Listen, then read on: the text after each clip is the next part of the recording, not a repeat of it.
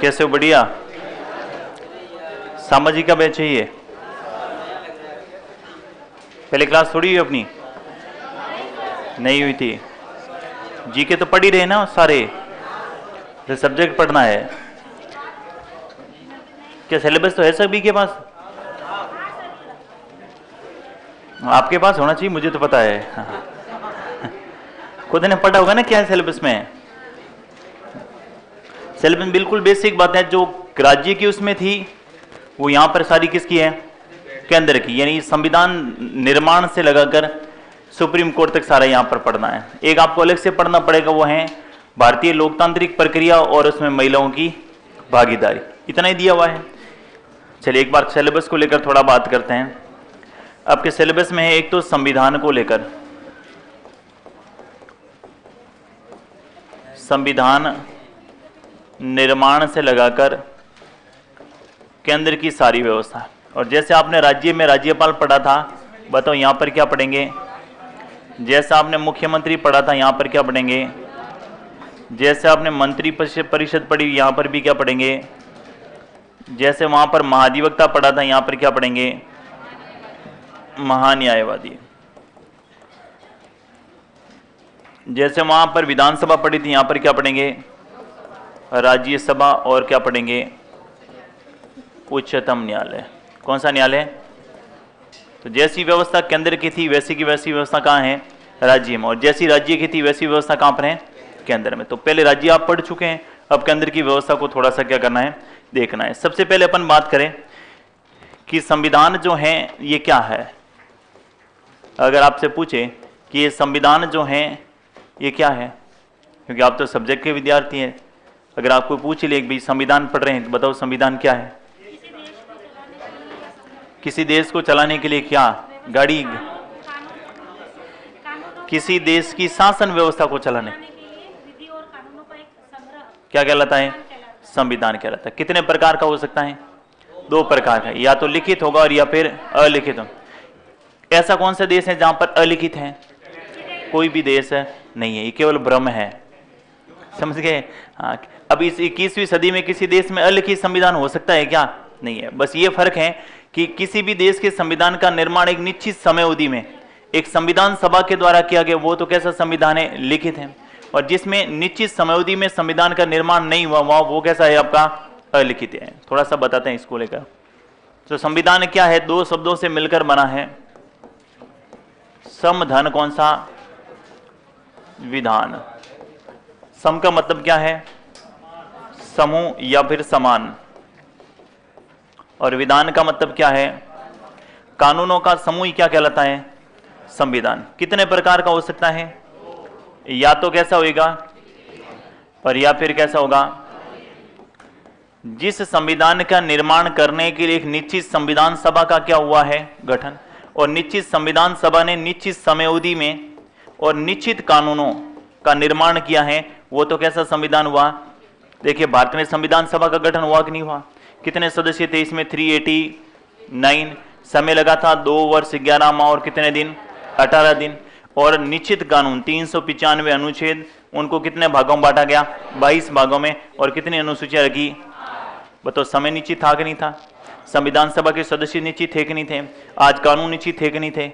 लेकिन किसी देश में अलिखित संविधान का मतलब होता है कि किसी संविधान सभा का गठन नहीं हुआ, वहां की पुरानी जो परंपराएं थी, वहां का पुराना जो रीति रिवाज था, उसी को धीरे धीरे कानून का क्या दे दिया गया? रूप दे दिया गया। उसी को अपन क्या बोलते हैं? अलिखित। बाकी अमेरिका और ब्रिटेन सब में लिखित संविधान है। बस फर्क ये है कि ब्रिटेन के संविधान के लिए प्रॉपर संविधान सभा का गठन नहीं हुआ, यानी कुल मिला के स्पाइरल नहीं हुआ है। और भारत का संविधान क्या क्या हुआ है? स्पाइरल। बस बाकी कोई अंतर नहीं। और ये जो अभी पढ़ रहे हैं, ये आपके एग्जाम में प्रश्न यहां से नहीं पूछा जाएगा। एग्जाम में प्रश्न क्या पूछा जाएगा कि संविधान का प्रतिनिधि देश में कौन होता है। अगर आपसे पूछे कि संविधान का प्रतिनिधि देश में होता है, पहला विकल्प है राष्ट्रपति, दूसरा विकल्प है सर्वोच्च न्यायालय, तीसरा विकल्प है प्रधानमंत्री और चौथा विकल्प है संसद। संविधान का प्रतिनिधि। और ये आपके एनसीईआरटी में बिल्कुल एक एक चीजें क्लियर दी हुई हैं कि प्रत्येक देश में एक संविधान का क्या होता है, और इस प्रतिनिधि को अपन बोलते हैं राष्ट्राध्यक्ष। क्या बोलते हैं प्रतिनिधि को? और राष्ट्राध्यक्ष जो है ये दो प्रकार का हो सकता है, या तो राष्ट्राध्यक्ष कैसा होगा निर्वाचित, और या फिर राष्ट्राध्यक्ष कैसा होगा वंशानुगत। यदि किसी देश में राष्ट्राध्यक्ष निर्वाचित हैं तो बताओ कौन होगा, राष्ट्रपति होगा। और किसी देश में राष्ट्राध्यक्ष वंशानुगत हैं तो बताओ यहां पर क्या होगा, राजा या फिर कौन होगी। जिस देश में राष्ट्राध्यक्ष निर्वाचित हैं यहां पर क्या है, गणतंत्र, और जिस देश में राष्ट्राध्यक्ष निर्वाचित है नहीं है वहां पर क्या है, राजतंत्र। बताओ भारत में क्या है और ब्रिटेन में क्या है। अब अपन प्रतिवर्ष कौन सी दिनांक को गणतंत्र दिवस मनाते हैं, कौन सी जनवरी को। और प्रश्न आपसे पूछे कि बताइए 26 जनवरी को प्रतिवर्ष गणतंत्र दिवस मनाया जाता है, क्यों। पहला विकल्प, अरे रुकिए सब्र करिए, पहला विकल्प है कि इस दिन संविधान लागू हुआ था। दूसरा है इस दिन भारत के राष्ट्रपति ने शपथ ली थी। तीसरा विकल्प है उपरोक्त दोनों क्या है, सही है, और है कि दोनों में से एक भी सही नहीं। कौन सा सही है, दोनों सही नहीं है, केवल बी सही। आप जैसा सोच रहे हैं वैसा पॉलिटी में है नहीं, ये मैं क्लियर कर दूं। सारा खेल किनका है, शब्दों का है।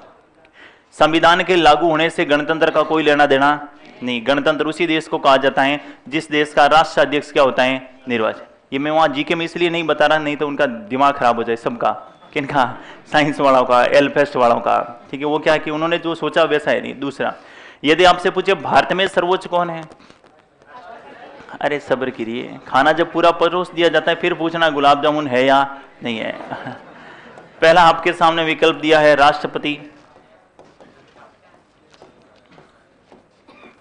दूसरा विकल्प आपके सामने जनता, तीसरा है सर्वोच्च न्यायालय, और चौथा आपने कहा तो ये मैंने लिख लिया सब संविधान। अब बताइए भारत में सर्वोच्च कौन है, कौन है, संविधान। आप जैसा सोच रहे हैं वैसा बिल्कुल ही। और भारत में सर्वोच्च कौन है।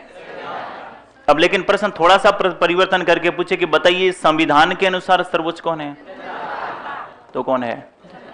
समझ के बात को, बिल्कुल बेसिक आएगा, लेकिन सही करोगे उसकी कोई गारंटी नहीं है। अब संविधान का संरक्षक पूछे तो कौन है, फिर वही मारवाड़ी में कहा होता है उतावली दो बार है। भारत में संविधान का संरक्षक कौन है, कि भाई संविधान का संरक्षक, या मैं कहूं संविधान के पापा। अब समझ जाओगे। पहला विकल्प दिया मैंने जनता, दूसरा विकल्प इन्होंने कहा भाई सामने सर्वोच्च न्यायालय, तो ये लो तुम्हारा सर्वोच्च न्यायालय। आप विकल्प बताओगे वही मैं लिख रहा हूं।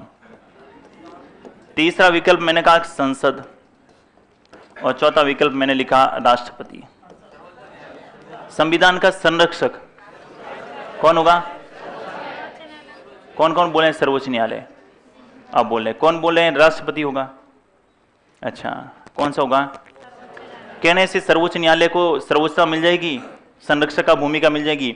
इसके लिए सर्वोच्च न्यायालय को एक शक्ति प्रदान की गई, कौन सी, कौन सी, न्यायिक पुनरावलोकन। और न्यायिक पुनरावलोकन क्या होता है कि संसद या विधानमंडल द्वारा बनाए गए कोई भी कानून यदि संविधान का उल्लंघन करे तो ऐसी कानून की न्यायपालिका क्या कर सकता है, और उस कानून को क्या कर सकता है, रद्द या समाप्त। लिखिएगा। और ये सारा कहां दे रखा है, छठी से लगाकर 10वीं तक की किताबों में। हमें कोई अथाह पढ़ने की आवश्यकता नहीं है, बस बेसिक समझना जरूरी है। और जब तक बेसिक नहीं समझेंगे तब तक हम परीक्षा को पास नहीं कर पाए, क्योंकि हम तो रट्टा मार के गए हैं कि भारत में कौन सर्वोच्च है, प्रश्न आएगा और हम करेंगे राष्ट्रपति या करेंगे जनता, और प्रश्न का आंसर क्या रहेगा, संविधान। क्यों सर्वोच्च है, क्योंकि संविधान ने जो कानून बनाए हैं वो जनता पर भी लागू होंगे, संसद पर भी लागू होंगे, सुप्रीम कोर्ट सब पर क्या होंगे, लागू होंगे। बिल्कुल एक एक चीज को आराम से पढ़ना है, जो बात समझ में नहीं आई है उसको पूछ लेना है, गलत नहीं समझना है, गलत नहीं लिखना है, और एग्जाम ओरिएंटेड पढ़ना है, अथाह नहीं पढ़ना है। मैंने कुछ गाइड देखी थी और वो गाइड इतनी बड़ी बड़ी लिख ली गई कि वो पढ़ें या उनको बेचे, समझ में नहीं आ रहा। बेचेगा मतलब किलो के भाव, यूं मतलब समझ गए। हाँ, मतलब इतनी मोटी गाइड, और मास्टर कौन सा पढ़ना है, ग्रेड 3। फिर मैंने कुछ पेपर उठाए, मैंने कहा रीट का एग्जाम में कैसे रहेंगे, तो रीट के सारे प्रश्न तो तुम्हारे कहां से पूछे गए, छठी से लगाकर 10वीं तक की किताबों से। तो फिर अथाह वो पढ़ने की आपको आवश्यकता बिल्कुल भी नहीं है। अतः क्या मैंने कुछ नया पढ़ा, मैंने अपनी गाइड में डाल दिया, चलो लिखो कि कुछ नया फैक्ट जो है इस बार नया परिवर्तन हुआ हमारी गाइड में। वो जो जो नए संस्करण निकालते जाते हैं वैसे वैसे गाइड के पन्ने। दूसरी मैंने गाइड का एक और अध्ययन किया, मैंने कहा गाइड जो है ना ये अलग अलग भाई भर्ती वही अलग अलग निकल रही है कि एक ही निकल रही है? तो मैंने हाँ, ऊपर का कवर पेज चेंज होता है, बाकी अंदर कुछ भी चेंज है क्या? सेकंड ग्रेड का और थर्ड ग्रेड का, आरएस का, एसआई का, क्या सबका एक जैसा लेवल होता है प्रश्नों का? नहीं होता है।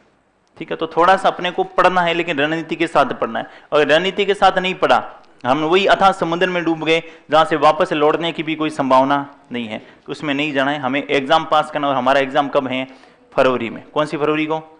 4 या 5 फरवरी। तो इसलिए थोड़ा सा आपको ध्यान रखना है, एक एक चीज को पढ़ना है और फटाफट पढ़ना है।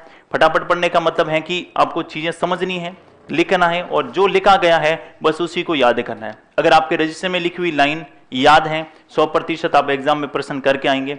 और इनके अलावा आपसे नहीं हुआ ऐसा समझना है, अगर आपसे नहीं हो रहा है तो मतलब किसी से नहीं हुआ। ये फॉर्मूला लेके चलना है, क्योंकि आपके साथ बैठने वाला पड़ोसी आपके जैसे ही। मोटी कमी हमारी क्या रहती है, हम क्या करते हैं कि अथाह पढ़ने का प्रयास करते हैं, ये किताब पढ़ ली, ये अलग, फिर ला, फिर पढ़ ली, फिर अलग, फिर। और अथाह सामाजिक का विद्यार्थी सबसे पिछड़ा क्यों रह जाता है? मूल कारण यही है कि हम 5-5 गाइड खरीद के ले आते हैं, 10 टेस्ट सीरीज ज्वाइन कर लेते हैं, 5 नोट्स प्राप्त कर लेते हैं, पीडीएफ ले लेते हैं, यूट्यूब पे वीडियो देख लेते हैं, और हजारों कचरा हमारे दिमाग में क्या कर लेते हैं। जबकि कोचिंग में पढ़ी हुई चीजें अगर क्लियर करके पढ़ें तो 90-80% आपके यहीं से पूछ लेंगे। मैं ये नहीं कह रहा कि 100% पूछे जाएंगे। अगर मैं ऐसा कह रहा हूं तो आपको क्या बना रहा हूं, और आप बढ़ने वाले। समझ के बात को, क्योंकि पढ़ा लिखा नौजवान अगर बेवकूफ बना तो उससे बड़ा कोई है नहीं। क्यों बेवकूफ? क्यों? मैं तो पेपर बना नहीं रहा, जो मेरे रजिस्टर से बनाऊंगा 100%। पेपर तो कौन बना रहा है? अधीनस्थ बोर्ड। लेकिन सिलेबस तो दिया ना कि ये जो सिलेबस है यहां से बनेगा, यहां से प्रश्न पूछने की जो संभावना होगी। तो दूसरी बात, यहां पर जैसे टॉपिक कंप्लीट होगा, टॉपिक वाइज एमसीक्यू प्रश्न होंगे यही क्लास में, हर टॉपिक का एमसीक्यू प्रश्न। क्योंकि वहां नहीं कर पा रहे थे, वहां समय कम था और थोड़ा सा बैच बड़ा था, इस वजह से समस्या थी। हर टॉपिक का कंप्लीट क्या होगा? यही प्रश्न। इनके अलावा और भी प्रश्न होते रहेंगे। जैसे ही सिलेबस पूरा हुआ, 100 पूरे प्रश्न पूरे सिलेबस के, जो पहले टॉपिक से लगाकर अंतिम आपके सिलेबस तक क्या रहेंगे? शामिल। और वरी सभा में क्या होने वाली है? यहाँ इज्जत बेइज्जती वाली कोई बात है नहीं है। समझ के बात को, यहाँ बेइज्जती होगी तभी आगे जाकर क्या बनेगी? इज्जत बनेगी। ठीक है, अब लिखो इसको, लिखिएगा संविधान संविधान 2 शब्दों से मिलकर बना है। संविधान 2 शब्दों से मिलकर बना है, मिलकर बना है। समधन विधान, समधन विधान, समधन विधान। सम में लिखिए, सम के नीचे लिखिए समूह या समान, समूह या समान।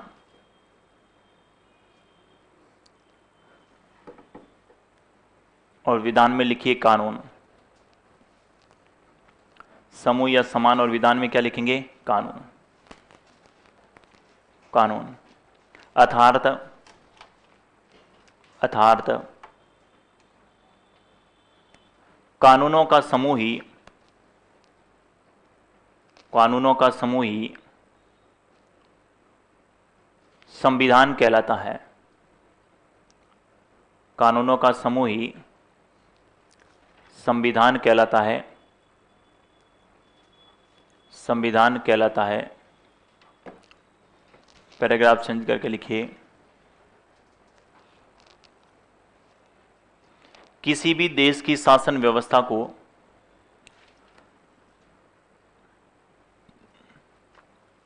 किसी भी देश की शासन व्यवस्था को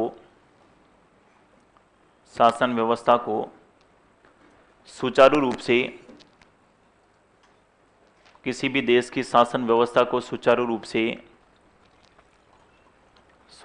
से संचालित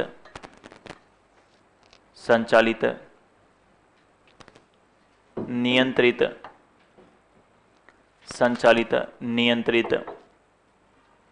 एवं संगठित करने हेतु संचालित, नियंत्रित व संगठित करने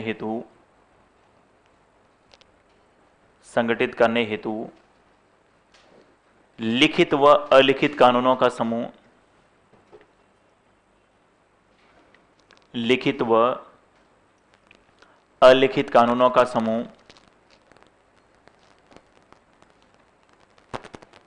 लिखित व अलिखित कानूनों का समूह संविधान कहलाता है। लिखित या अलिखित कानूनों का समूह संविधान कहलाता है। क्लियर है? 3 शब्द लिखे होंगे। किसी भी देश की शासन व्यवस्था को सुचारू रूप से क्या करने के लिए? संचालित करने, उन्हें नियंत्रित करने और उन्हें संगठित करने के लिए जो लिखित और अलिखित कानूनों का समूह होता है उसे क्या बोलते हैं? अगली लाइन से लिखिए, यहां जैसे लिख लीजिए जैसा लिखा। संविधान तो एक भौतिक वस्तु है, किताब है ना संविधान, तो इसलिए प्रत्येक देश में संविधान का ही क्या होता है? प्रतिनिधि। और प्रतिनिधि कौन होता है? राष्ट्राध्यक्ष। यहां तक लिख लीजिए।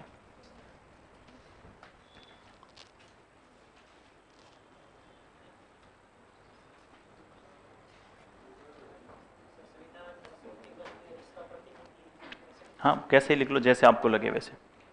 संविधान एक भौतिक वस्तु है, उनका एक प्रतिनिधि होता है, और वो प्रतिनिधि कौन होता है? राष्ट्राध्यक्ष होता है। और राष्ट्राध्यक्ष 2 प्रकार का हो सकता है, या तो निर्वाचित होगा या फिर कौन होगा? वंशानुगत होगा।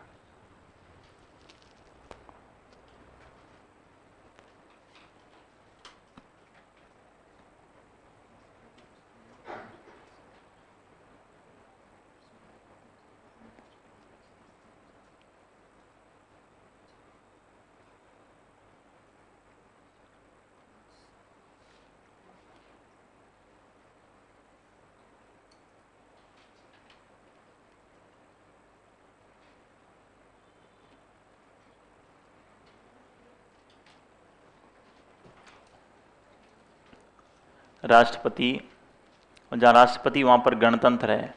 गणतंत्र का मतलब कौन सा देश लिखेंगे? भारत। और वंशानुगत का मतलब क्या है? राजा या रानी। और वो कौन सा देश लिखोगे आप? ब्रिटेन। अब आपको क्लियर हो गया कि अपन 26 जनवरी को प्रतिवर्ष कौन सा दिवस मनाते हैं? गणतंत्र दिवस। क्यों मनाते हैं?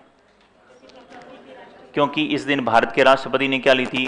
शपथ। और शपथ लेने से ये तय हो गया कि आज से भारत में वंशानुगत शासन हमेशा हमेशा के लिए क्या हो चुका है, और भारत में अब राष्ट्राध्यक्ष यानी राष्ट्रपति वही बनेगा जो क्या होगा? निर्वाचित होगा। एक शब्द और आपने सुनने को मिला होगा कभी, लोकतंत्र। सुना है लोकतंत्र? एक आपके शब्द है लोकतंत्र। ये लिखने की आवश्यकता थोड़ी थी, सर्वोच्च कौन है, ये सारा। और आपके सिलेबस में अलग से टॉपिक भी दे रखा है, लोकतांत्रिक प्रक्रिया। तो ये लोकतंत्र क्या है? वो 3री क्लास का था। वो अब्राहम लिंकन की परिभाषा थी, और कौन सी क्लास में पढ़ी थी? 3री में पढ़ी थी कि हाँ, 6ठी 7वीं में थी। आपके समय 6ठी 7वीं में थी। अब छोटे बच्चों के 3री में शुरू हो गया है कि जनता का, जनता के लिए, जनता द्वारा शासन, लोकतंत्र। मतलब बताओ क्या है? जनता का शासन है। क्या भारत में लोकतंत्र है? जनता का शासन है। फिर ऐसी शासन व्यवस्था जिसमें जनता की भागीदारी हो, जिसमें जनता की क्या हो, उसे क्या बोलते हैं अपन? लोकतंत्र के 2 प्रकार होते हैं, या तो प्रत्यक्ष और या फिर, बताइए भारत में कौन सा है? प्रत्यक्ष या अप्रत्यक्ष? प्रत्यक्ष नहीं है, 1% नहीं है कहीं पर भी। कहां पर है? सरपंच चुनाव प्रत्यक्ष होते हैं। चुनाव तो प्रत्यक्ष होते हैं, मैं लोकतंत्र की बात कर रहा हूं। सरपंच के जैसे विधानसभा के चुनाव भी प्रत्यक्ष हो रहे हैं, लोकसभा के प्रत्यक्ष हो रहे हैं। मुखिया प्रत्यक्ष हुआ ना इनका, तो वो तो एक प्रत्यक्ष चुनाव प्रणाली हुई। एक मैंने शब्द लिखा है ग्राम सभा, और एक मैंने लिखा ग्राम पंचायत। दोनों एक ही हैं कि अलग अलग है? क्या अंतर क्या है? ग्राम सभा में कौन भाग लेते हैं? 18 वर्ष के अधिक की आयु के सभी भाग लेते हैं। किसमें? ग्राम पंचायत में चुने हुए जनप्रतिनिधि। तो बताइए इनमें से कौन सा प्रत्यक्ष है और कौन सा अप्रत्यक्ष है? ग्राम सभा किसका हुआ और ग्राम पंचायत किसका हुआ? जब भी ग्राम सभा की बैठक होती है तो सभी गांव के जनप्रतिनिधि, इसमें इनके अलावा गांव के 18 वर्ष से अधिक के जो भी है, जिनके आवश्यक मतदाता हैं, वो सब इसकी बैठक में क्या लेते हैं? लेते कि नहीं लेते हैं? तो ग्राम सभा किसका उदाहरण हुआ? प्रत्यक्ष। और ग्राम पंचायत किसका हुआ? ग्राम पंचायत में शामिल होते हैं केवल चुने हुए जनप्रतिनिधि, सरपंच, उप सरपंच और वार्ड पंच। इसमें भाग लेते हैं सभी ऐसे जो 18 वर्ष आयु हैं और जिनका मतदाता सूची में क्या है? नाम। यानी वयस्क मतदाताओं से मिलकर बनती है क्या? ग्राम सभा। एक मैंने लिखा है वयस्क नागरिक, ये फिर अलग है क्या? क्या अलग है इसमें? जिनकी उम्र 18 वर्ष हो, तो फिर वयस्क मतदाता कौन हुआ? ऐसा व्यक्ति जिनकी उम्र 18 वर्ष हो चुकी है लेकिन जिनका मतदाता सूची में नाम, वो कौन है? और जिनकी 18 वर्ष है और मतदाता सूची में नाम है, वो कौन हुआ? वयस्क मतदाता। तो लोकतंत्र का मतलब प्रत्यक्ष या अप्रत्यक्ष? अप्रत्यक्ष इसमें होता है कि शासन की शक्तियों का प्रयोग जनता स्वयं नहीं करती है, जनता ने अपने क्या चुन लिए हैं? जनप्रतिनिधि। जैसे गांव में हमने किसको चुन लिया? सरपंच को, अपने क्षेत्र में विधायक को, लोकसभा क्षेत्र में सांसद को, और वो हमारे लिए क्या करते हैं? नीतियों का निर्माण करते हैं। तो भारत में लगभग 100% सभी मामलों में कौन सा लोकतंत्र है? केवल छोड़ दो किसको? और ग्राम सभा में कौन सा लोकतंत्र है? लिखने की आवश्यकता नहीं है ना, समझ आओ नहीं इस बात से वो लेकर। ठीक है, अब बात करते हैं संविधान को लेकर। तो भारत में संविधान की सर्वप्रथम मांग जो है वो किसने करी थी? संविधान को लेकर यदि अपन बात करें तो संविधान की मांग सबसे पहले किसने करी थी? 1895 में, और व्यक्ति का नाम क्या था? बाल गंगाधर तिलक। और बाल गंगाधर तिलक ने जो है बंबई में स्वराज विधेयक पर बोलते हुए कहा कि भारतीय लोगों के लिए क्या होना चाहिए? एक संविधान। बताओ ये प्रत्यक्ष मांग थी कि अप्रत्यक्ष? प्रत्यक्ष रूप से करी थी कि अप्रत्यक्ष? तो औपचारिक रूप से करी थी कि अनौपचारिक? अनौपचारिक। कौन से रूप से करी थी? बात तो किस पे हो रही थी और मांग किस लिए कर ली? संविधान की। इसके बाद 1918 में जो व्यक्ति थे मदन मोहन मालवीय, क्या नाम था? और मदन मोहन मालवीय ने कहा कि भारतीय लोगों को अपने निर्णय देने में क्या देनी चाहिए? छूट। और अर्थात किसकी मांग की उन्होंने? आत्मनिर्णय। प्रश्न आएगा कि भारतीय लोगों के आत्मनिर्णय की मांग करने वाले कौन थे? मदन मोहन मालवीय। इसके बाद अगला वर्ष आपको ध्यान रखना वो है 1922, और 1922 में व्यक्ति का नाम क्या ध्यान रखेंगे? महात्मा गांधी। गांधी जी ने कहा कि भारत के लोगों का राजनीतिक भविष्य, भारत के लोगों का कौन सा भविष्य स्वयं कौन तय करेंगे? भारतीय तय करेंगे। यह बात कौन कर रहे हैं? महात्मा गांधी। कौन से वर्ष की बात है? 1922। अगला वर्ष ध्यान रखेंगे 1924, और 1924 में भी संविधान की मांग करी थी किसने? तेज बहादुर सप्रू ने। किसने करी थी? तेज बहादुर सप्रू। जब अपन बार बार संविधान की मांग कर रहे थे तो एक अंग्रेज अधिकारी था जिसका नाम था बर्केन हेड। क्या नाम था अंग्रेज अधिकारी का? और बर्केन हेड ने कहा कि आप इतना संविधान कर रहे हो तो एक संविधान का क्या करो? निर्माण।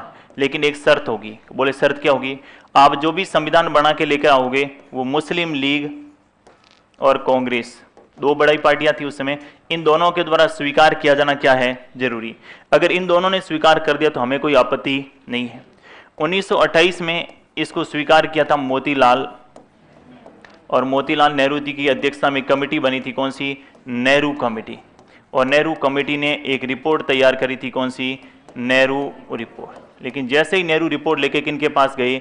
मुस्लिम लीग के पास। मुस्लिम लीग ने नेहरू रिपोर्ट को क्या कर दिया? अस्वीकार। और अस्वीकार करते हुए मोहम्मद अली जिन्ना जो थे, क्या नाम था? मोहम्मद अली जिन्ना।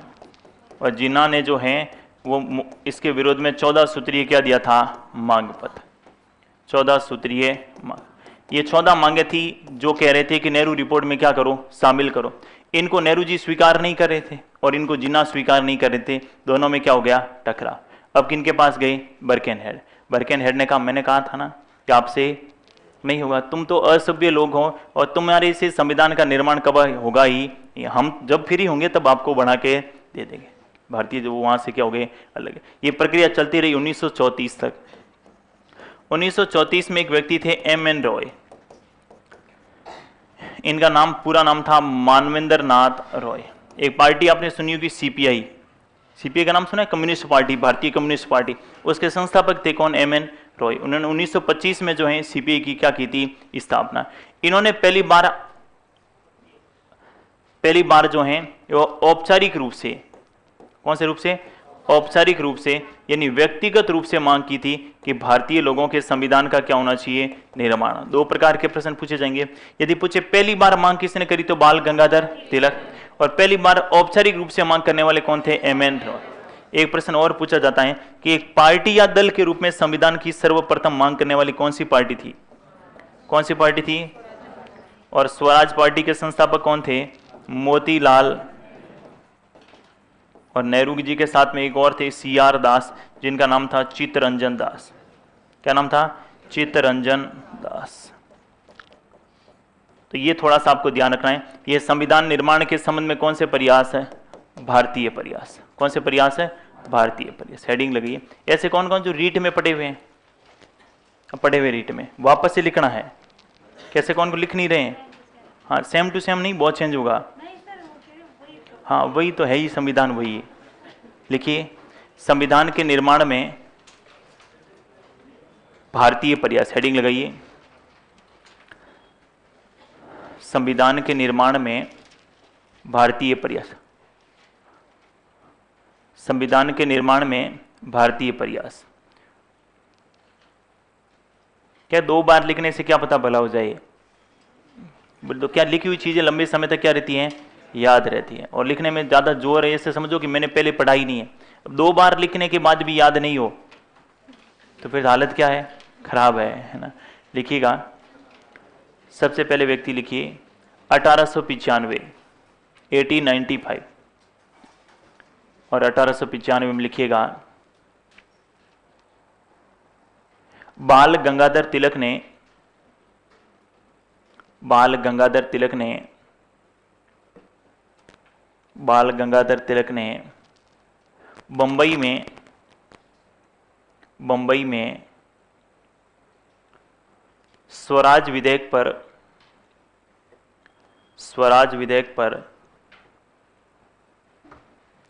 बात करते हुए कहा कि बाल गंगाधर तिलक ने बंबई में स्वराज विधेयक पर बात करते हुए कहा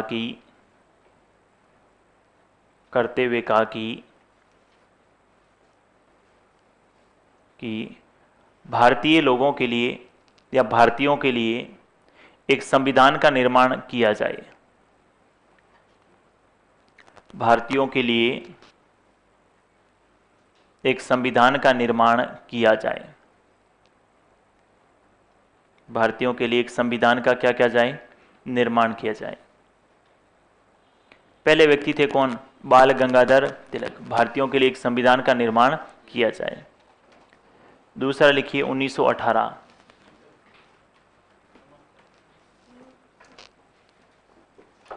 1918, और क्वेश्चन में लिख लो अनौपचारिक मांग।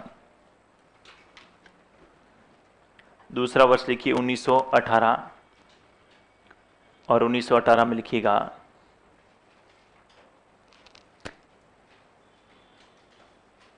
मदन मोहन मालवीय ने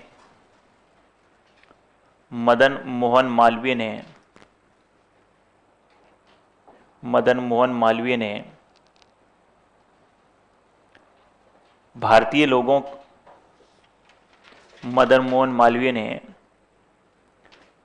लोगों के आत्मनिर्णय की मांग की। भारतीय लोगों के आत्मनिर्णय की मांग की। आत्मनिर्णय की क्या की? मांग की। अगली लाइन लिखिए 1922, और 1922 में लिखिएगा महात्मा गांधी ने, 1922 में लिखिए महात्मा गांधी ने कहा कि भारत के लोगों का राजनीतिक भविष्य भारत के लोगों का राजनीतिक भविष्य स्वयं भारतीय तय करेंगे। भारत के लोगों का राजनीतिक भविष्य स्वयं कौन तय करेंगे? भारतीय तय करेंगे।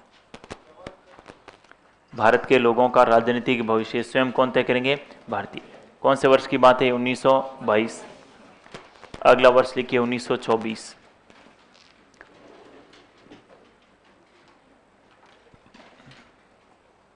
और 1924 में लिखिए तेज बहादुर सप्रू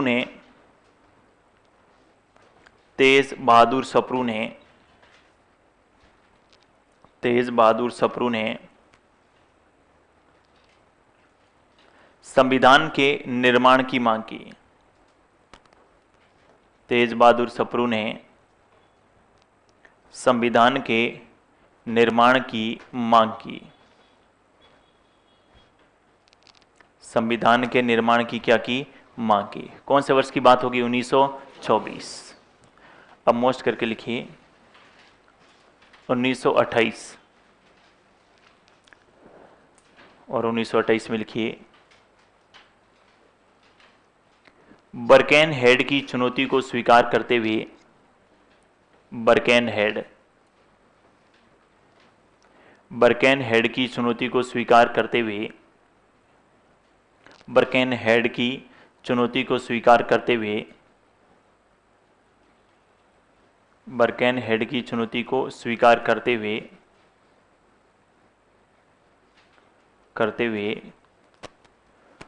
मोतीलाल नेहरू की अध्यक्षता में मोतीलाल नेहरू की अध्यक्षता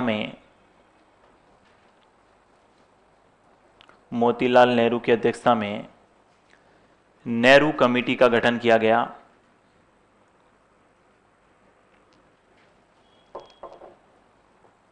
मोतीलाल नेहरू की अध्यक्षता में नेहरू कमेटी का गठन किया गया। नेहरू कमेटी का गठन किया गया एवं इन्होंने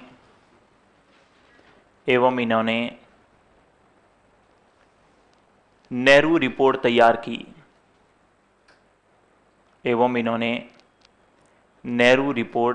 की। नेहरू रिपोर्ट तैयार की जो भारत के संविधान का प्रथम प्रयास था। इन्होंने नेहरू रिपोर्ट तैयार की जो भारत के संविधान का प्रथम प्रयास था। भारत के संविधान का प्रथम प्रयास था। इसे स्वराज संविधान भी कहा गया। भारत के संविधान का प्रथम प्रयास था। इसे स्वराज संविधान भी कहा गया। इसे स्वराज संविधान भी कहा गया। कौन सा संविधान कहा गया? स्वराज संविधान भी कहा गया। लिख लिया सभी ने? कौन से वर्ष की बात है? 1928। लेकिन नेहरू रिपोर्ट को अस्वीकार कर दिया था किसने? मोहम्मद अली जिन्ना ने। और जिन्ना ने इसके विरोध में क्या दिया था? 14 सूत्रीय मांग पत्र। नोट लगा के लिखिए। मुस्लिम लीग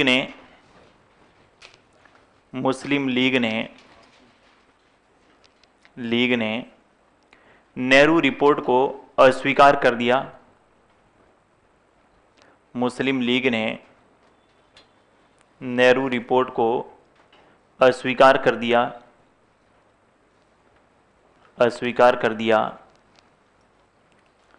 नेहरू रिपोर्ट को अस्वीकार कर दिया एवं मोहम्मद अली जिन्ना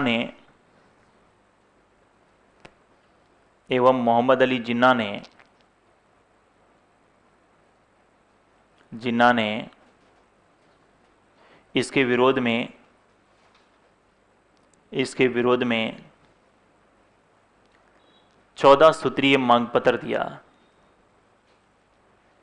मोहम्मद अली जिन्ना ने इसके विरोध में क्या दिया? 14 सूत्रीय मांग पत्र। 14 सूत्रीय मांग पत्र दिया। जिन्ना नेहरू रिपोर्ट की बातों को स्वीकार नहीं करे और नेहरू जी जिन्ना की मांग को स्वीकार नहीं करे, दोनों ही पूरी तरीके से क्या हो गए, असफल। अंग्रेजों की नीति तो थी कौन सी, फूट डालो और क्या करो। और पहले ही मुस्लिम लीग और जिन्ना को कह दिया कि मोतीलाल नेहरू कैसा ही रिपोर्ट बना के लाए, आपको उसको उसे क्या करना है, अस्वीकार। और जैसे ही ले गए तो उन्होंने क्या कर दिया, अस्वीकार। और उनके विरोध में क्या दिया था, 14 सूत्रीय मांग, क्योंकि इन 14 मांगों को अगर आप मानो तो हम आपके नेहरू रिपोर्ट को क्या कर लेते हैं, मान लेते हैं। उस 14 में से 9 ऐसी मांगे थी जो बिल्कुल ही मानने योग्य नहीं थी। कहा कि कुछ इसमें अमिटमेंट हो, संशोधन हो, तो हम इसको कुछ बातों को और स्वीकार कर लें, लेकिन जिन्ना इसको एक भी बात को अस्वीकार करने के लिए तैयार नहीं थे। इसको लेकर टकराव हुआ और प्रयास पूरी तरीके से क्या रहा, असफल। प्रश्न ये पूछा जाता है कि भारत के संविधान के निर्माण का पहला प्रयास कौन से वर्ष में हुआ था, 1928, और किसकी अध्यक्षता में कमेटी बनी थी, मोतीलाल नेहरू। दूसरी लाइन से लिखिए, अगला लिखिए।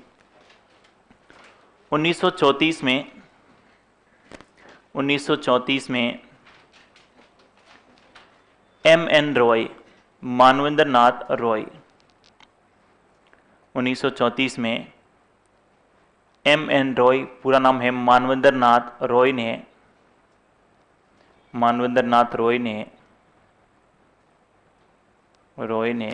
व्यक्तिगत रूप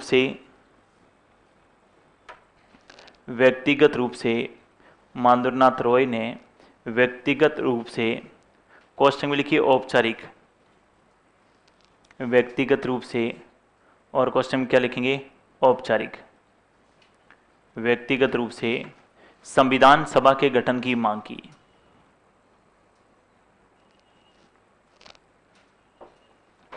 व्यक्तिगत रूप से संविधान सभा के गठन की क्या की, मांग की, संविधान सभा के गठन की मांग की। ये भारतीय बार बार मांग कर रहे हैं कि हमारे संविधान का क्या कर दो, निर्माण, लेकिन अंग्रेज ये कह रहे हैं कि नहीं, संविधान का निर्माण करेंगे लेकिन हम करके आपको दे देते हैं। भारतीयों ने कहा कि हमारे संविधान का निर्माण हम ही करेंगे, बाहर के किसी व्यक्ति को हम इसमें शामिल नहीं करें। ये मांग 1947 तक, हमारा संविधान जब निर्माण हुआ था, 1946 में पहली बैठक हुई थी, तब तक अंग्रेजों के मन में थी कि भारत के संविधान में कुछ सदस्य जो हैं वो ब्रिटिश लोग रहे, और लेकिन अम्बेडकर साहब, पंडित जवाहरलाल नेहरू, सरदार पटेल, ये इस बात को लिए मानने के लिए स्वीकार नहीं थे। उन्होंने कहा कि मान लो अगर उनको शामिल कर लिया तो जीवन भर यूं रहेगा, और वो जीवन भर यूं कहते रहेंगे, देखो तुम निकम्मो, तुम्हारे से अपने देश के संविधान का निर्माण भी नहीं हुआ, हमने करके आपको दिया, तब जाकर आप अपनी व्यवस्था को क्या कर रहे हैं, चला रहे। और अम्बेडकर साहब ने तो यहाँ तक कह दिया कि तुम जो बना के देंगे वो हमारे ऊपर कुछ समय तक ही प्रभावी हो सकता है, क्योंकि हमारी बातों को हम ही जानते हैं कि भारतीय लोगों के लिए कैसे कानून की क्या है आवश्यकता।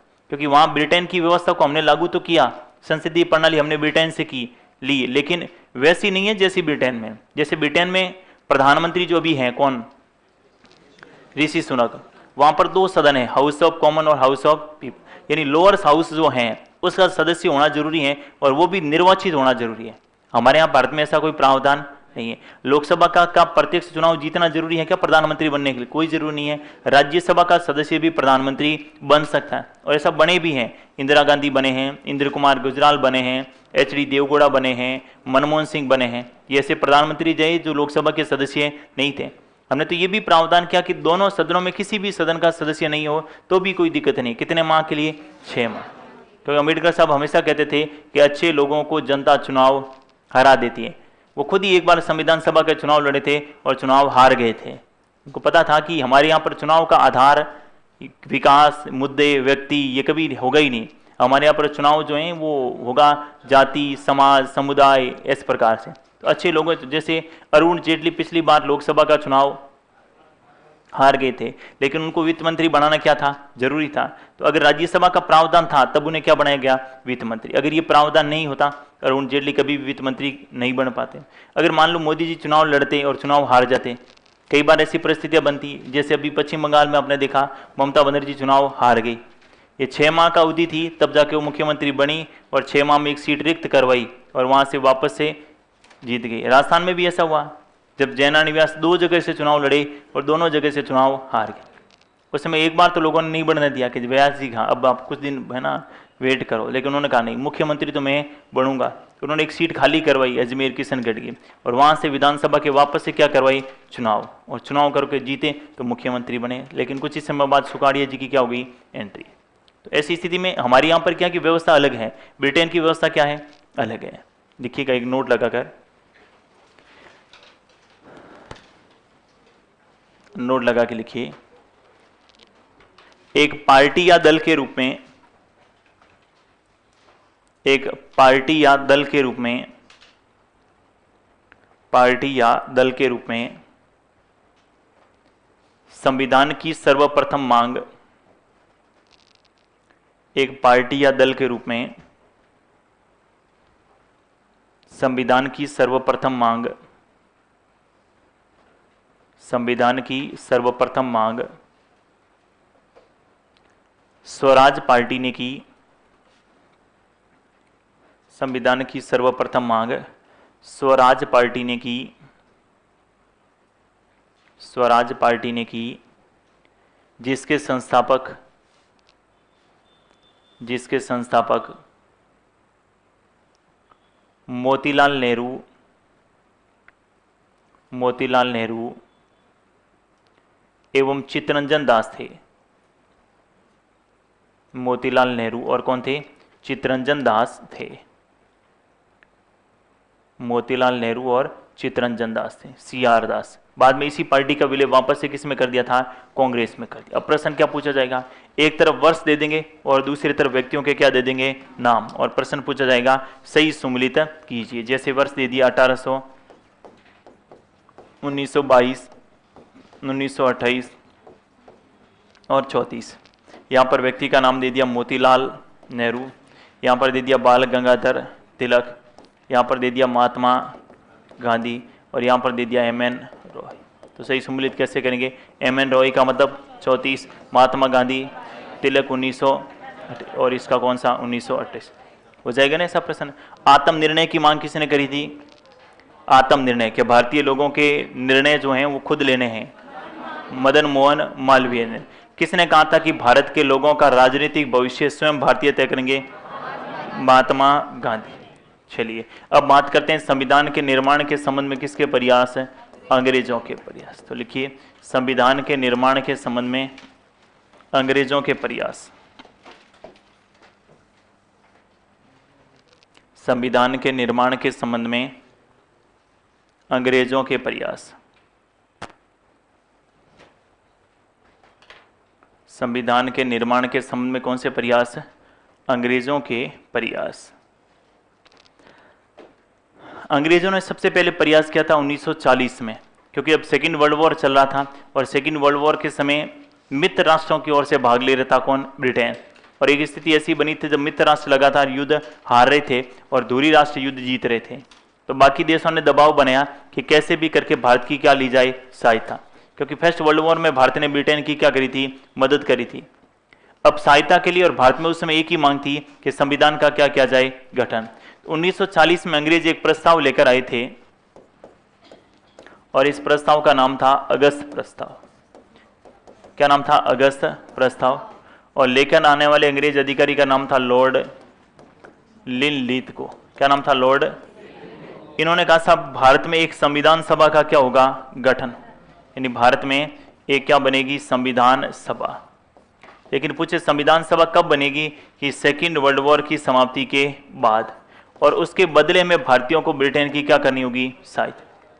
सेकेंड वर्ल्ड वॉर में आप हमारी मदद करो और जैसे ही वर्ल्ड वॉर समाप्त होगा हम भारतीयों के लिए एक संविधान का क्या कर देंगे, निर्माण। भारतीयों ने इसे क्या कर दिया, अस्वीकार। और पंडित जवाहरलाल नेहरू ने कहा कि ये दरवाजे में लगी हुई जंग की कील के समान है। किन के समान है, जंग की कील के समान है, जो धीरे धीरे करके पूरे दरवाजे को क्या कर देगी, खोखला। हम ऐसी बात को कभी मानने वाले नहीं। वर्ल्ड वॉर समाप्त नहीं हुआ था और 1942 में उन्होंने फिर एक प्रस्ताव भेजा और इस प्रस्ताव का नाम क्या था, क्रिप्स प्रस्ताव। लेके आने वाले अंग्रेज अधिकारी का नाम क्या था, स्टेफर्ड क्रिप्स। इन्होंने कहा कि जैसे ही सेकेंड वर्ल्ड वॉर समाप्त होगा हम भारतीयों के लिए एक संविधान का क्या कर देंगे, निर्माण। और जो इस संविधान से संतुष्ट नहीं है वो अपना अलग से संविधान का निर्माण कर सकते हैं। यहां पर उन्होंने फिर नीति अपनी कौन सी, फूट डालो और क्या करो, कि कुछ भाग हमारे साथ आ जाए और जो इसमें संतुष्ट नहीं होगा वो उनके लिए अपन अलग से संविधान बनाने की छूट जो है दे देंगे। क्योंकि पहले भारत का मतलब 3 प्रकार की व्यवस्था थी। एक ब्रिटिश भारत जहां पर अंग्रेजों का सीधा नियंत्रण था, जब प्रांत होते थे। दूसरा चीफ कमिश्नरी क्षेत्र बोलते थे जिसे, और तीसरा देसी रियासतें। रियासतें अपने आप में एक राज्य होती थी और वहां का राजा क्या होता था, प्रमुख होता था, कि कैसे भी करके ये सहायता नहीं दे तो कोई दिक्कत नहीं, रियासतों की मदद जो है वो लेते। आपने पढ़ा होगा बीकानेर की हिस्ट्री में, महाराजा गंगा सिंह जो है, क्या नाम था उसका सेना का, गंगा हरिसाला, भाग लिया कि नहीं लिया। तो ऐसे ही अगर कुछ सेनाएं हमारे साथ आ जाए तो हो सकता है कि हमें वर्ल्ड वॉर में क्या मिल जाए, सहायता मिल जाए। लेकिन भारतीयों ने बड़े स्तर पर इसमें भी भाग लेने से क्या कर दिया, मना कर दिया। और गांधी जी ने यहां तक कहा कि ये पोस्ट डेटेड क्या है, चेक है, उत्तर दिनांकीय चेक है, जिस चेक की क्या जा चुकी है, दिनांक ही जा चुकी है, अब ये हमारे किसी काम का नहीं है। फिर कहा ये दिवालिया बैंक का चेक है, जिसका बैंक ही क्या हो चुका है, दिवालिया हो चुका है, अब हमें दे रहे हैं, हमारे लिए इनका कोई औचित्य नहीं। यानी प्रारंभ के दोनों प्रयास ये पूरी तरीके से क्या हो चुके थे, असफल। सेकेंड वर्ल्ड वॉर की समाप्ति हो जाती है और ब्रिटेन में क्या होते हैं, चुनाव। दो ही पार्टियां ब्रिटेन में, एक तो लेबर पार्टी और दूसरी कौन सी, कंजर्वेटिव पार्टी। अब इस समय तक सरकार किसकी थी, कंजर्वेटिव पार्टी की। वर्तमान में भी सरकार किसकी है, कंजर्वेटिव पार्टी। लेकिन 1946 में जब चुनाव हुए वहां पर, तो वहां पर कौन सी पार्टी की सरकार बनी, लेबर पार्टी। और क्लीमेंट एटली जो हैं वो ब्रिटेन के क्या बनते हैं, प्रधान। और एटली ने भारत की बात को माना और 1946 में एक 3 सदस्यों का मिशन भारत भेजा, जिसे अपन क्या बोलते हैं, कैबिनेट मिशन। और कैबिनेट मिशन के अनुसार ही संविधान का क्या होता है, निर्माण। लिखिए, आपकी 11th या 12th की किताब है भारतीय संविधान, कौन सी की है, 11th की या 12th की, किसी ने पढ़ी उसको? 9th की नहीं है, या तो 11th है या फिर 12th है। 11th की है ना, एक बार उसको पढ़ लेना, एक बार पढ़ देना और एक दिन में ही पढ़ देना। 7-8 पार्ट है, आधे घंटे का एक पार्ट है, लेके बैठेंगे तो या तो अब पढ़ देना, या फिर जैसे आपका सिलेबस पूरा हो उसके बाद पढ़ लेना। और सिलेबस पूरा होने के बाद पढ़ोगे तो थोड़ा सा पढ़ने में आपको क्या रहेगी, आसानी रहेगी। और उसमें जो बात आपकी इसमें नहीं है, और मान लो कोई ऐसा फैक्ट है जो उसमें है, उसको नोट्स में क्या कर लेना है, ऐड कर लेना। लेकिन वो पढ़नी जरूर है, हर सब्जेक्ट ही पढ़नी है। 4 सब्जेक्ट है शायद इसमें आपके SST में, 4 है। एक हिस्ट्री की भी है जो आपके सिलेबस के अकॉर्डिंग मिले तो उसको पढ़ देना है। जियोग्राफी की भी मिले, जियोग्राफी शायद 11th की है, 11th की। और इकोनॉमिक्स की भी थोड़ी सी पढ़ देना, ताकि हमारा कॉन्फिडेंस थोड़ा सा एग्जाम में बना रहे कि हमने नोट्स भी पढ़ा, इनके अलावा NCERT भी पढ़ी। हालांकि प्रश्न यही है, NCERT में जो लिख रहे हैं वो NCERT की बात है, लेकिन कई बार हूबहू लाइन पूछ लेते हैं किसकी, NCERT की। तो वो लाइनें जो हैं वो, और सामाजिक के विद्यार्थी तो भुगतभोगी होंगे। हिस्ट्री वगैरह में देखा होगा आपने, एक ही पार्ट से 3-3, 4-4 प्रश्न पूछ लिए थे रीट के एग्जाम में। ठीक है, आप बहुत कम विद्यार्थी हैं जो पास हुए हैं। बहुत खुद किस्मत वाले हैं आप, जो रीट की पात्रता परीक्षा आप क्या करके, बड़े बड़े से धुरंधर थे जो सीधा मेन एग्जाम की तैयारी करने के लिए बैठे थे कि रीट का क्या है वैसे ही निकाल लेंगे। उनकी ऐसी निकली कि अभी वापस से पात्रता की तैयारी कर रहे हैं। इसमें हालत खराब हो गई सबकी, क्योंकि पेपर थोड़ा सा स्तरीय था, और होना चाहिए थोड़ा ही स्तरीय था। थोड़ा और स्तरीय होता तो मेरे हिसाब से वही इतने ही पास होते जितनी सीटें थी। ठीक है, हाँ इतनी, अभी भी कमी है। अभी आप थोड़ा सा है ना मेहनत करके देख लें तो बिल्कुल कमी है। अभी देखा आपने सब जगह भीड़ जो है, जैसे यहाँ पर अभी ऑफलाइन जो है 5-1 हज़ार रीट के विद्यार्थी होंगे जोधपुर सेंटर पे, कितने हैं, 5-1 हज़ार। उनमें से SST के विद्यार्थी मात्र जो हैं 500 मान लो अधिकतम, अधिकतम 500 ऑफलाइन। हाँ 6 बेस 1 से 5 तो मैंने एक साथ करके पढ़ाए सबको, 1 से 5 तो एक ही साथ पढ़ाए थे। और एक साथ पढ़ाने का मतलब है कि इतने ही थे 301। और आपका एक बैच, 6ठा बैच है ना आपका, हाँ तो देख लो बाकी सारे साइंस के वो उनके बैच ज्यादा है। ऑनलाइन वालों की ज्यादा संख्या जो है ये थोड़ी ज्यादा है, मान लो SST में करीब 6-7 हज़ार होंगे। ठीक है, फिर भी कमी है। तो टोटल कितने हैं आप, 20-1 हज़ार। तैयारी करने वाले कितने हैं, 20 हज़ार। और पोस्टें कितनी आएगी, 4-5 हज़ार तो आएगी कि नहीं आएगी। अब 50 हज़ार कह रहे हैं, अब बढ़ाने का और बोल रहे हैं तो 90 हज़ार मान लो।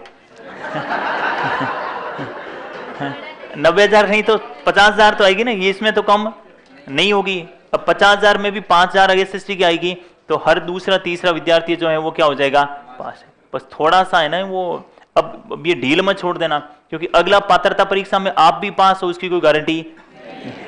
हालांकि आपका ये सर्टिफिकेट है, ये परमानेंट है, जीवन भर है, आपको पात्रता परीक्षा वापस से पास करने की आवश्यकता नहीं है। लेकिन पहले उनकी दोहरी टेंशन है कि पहले तो पात्रता पास करो। वो आपको ये ना अयोन रीलर का वो रटने वाली समस्या खत्म हो गई। अब आपको वापस से जब भर्ती आ गई तो आपको सिर्फ मेन एग्जाम की तैयारी करनी है, और वो सारे पहले किसकी करेंगे, पात्रता की, फिर इसकी करेंगे मेन एग्जाम की। ठीक है, तो आप थोड़ा सा सीरियस होकर 2 महीने का समय आपके पास, और फटाफट से आपका सिलेबस कितना हुआ सब्जेक्ट का? नहीं, अभी लेट ही आई ना, बाकी है तो लेट आएंगे तो लेट ही होगा। ठीक है, सब पॉलिटी का मैं बता देता हूँ, अधिकतम 25 क्लास, अधिकतम 25 क्लास में पॉलिटी का सिलेबस क्या हो जाएगा? पूरा हो जाए। अधिकतम 25 क्लास है, आज के अलावा मतलब आप मान के चलिए 24 क्लास क्या रही है और रही है, यानी 15 तारीख से पहले पहले आपका पॉलिटी का सिलेबस क्या हो जाएगा? पूरा हो जाएगा, अगली 15 तारीख से पहले। तो लगभग सबका हो जाएगा, अब कंटिन्यू फटाफट सिलेबस हो। 1 महीना लास्ट है, इतना ही है ना। आप सब्जेक्ट यहाँ पे ज्यादा सिलेबस नहीं है, वही सेकंड ग्रेड वगैरह में देखें तो अथाह है।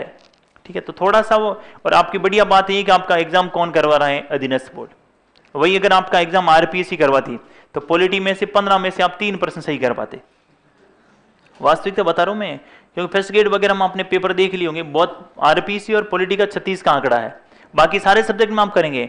सबसे टफ किसी सब्जेक्ट में पेपर बनता है वो कैसा है? पॉलिटी।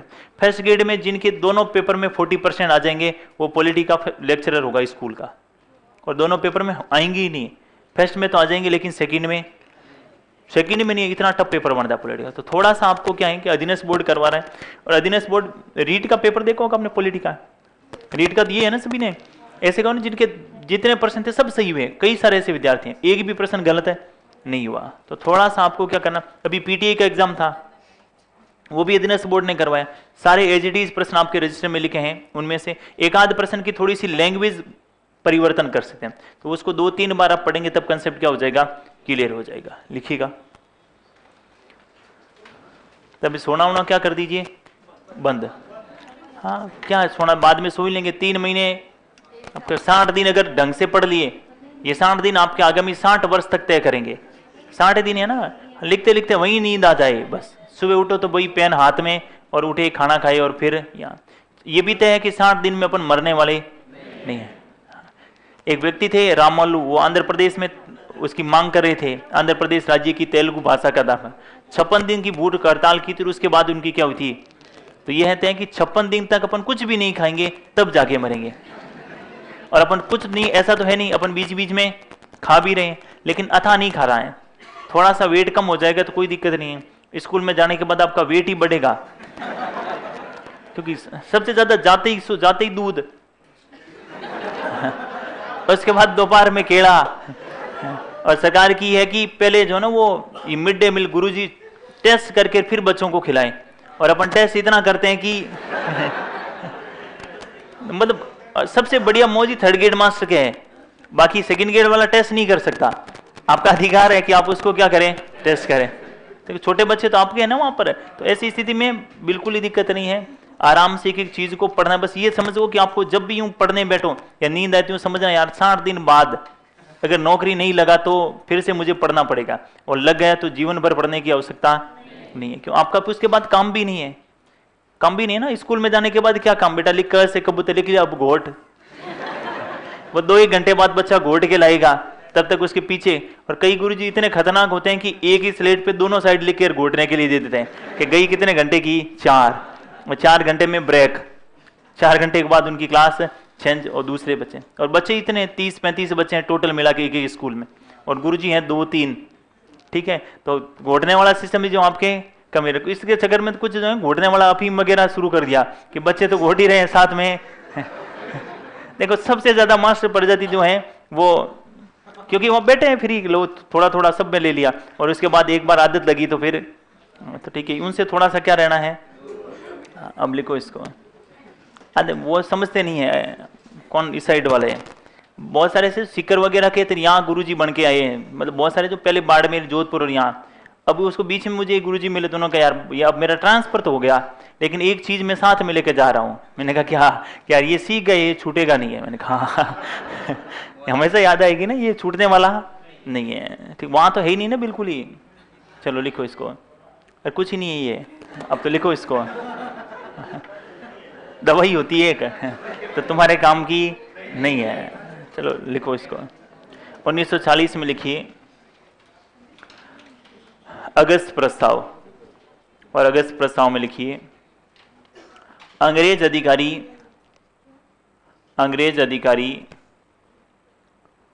लॉर्ड लिनलीथ को अंग्रेज अधिकारी लॉर्ड लिनलीथ को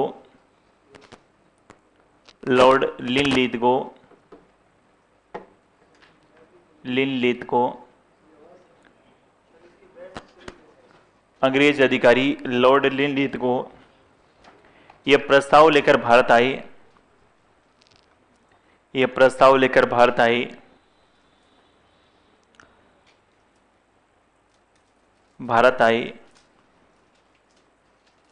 जिसमें प्रावधान था कि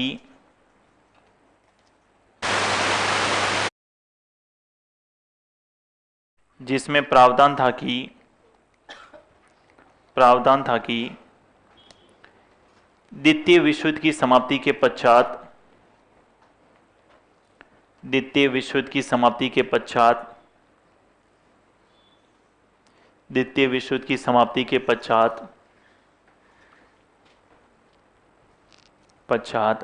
भारत में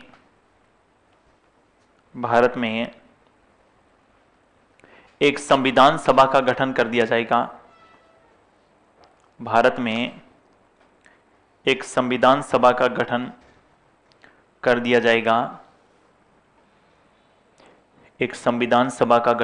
जाएगा। लेकिन इसके बदले में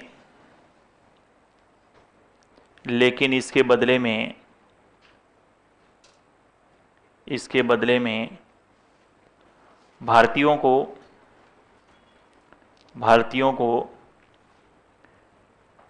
विश्व युद्ध में ब्रिटेन की सहायता करनी होगी।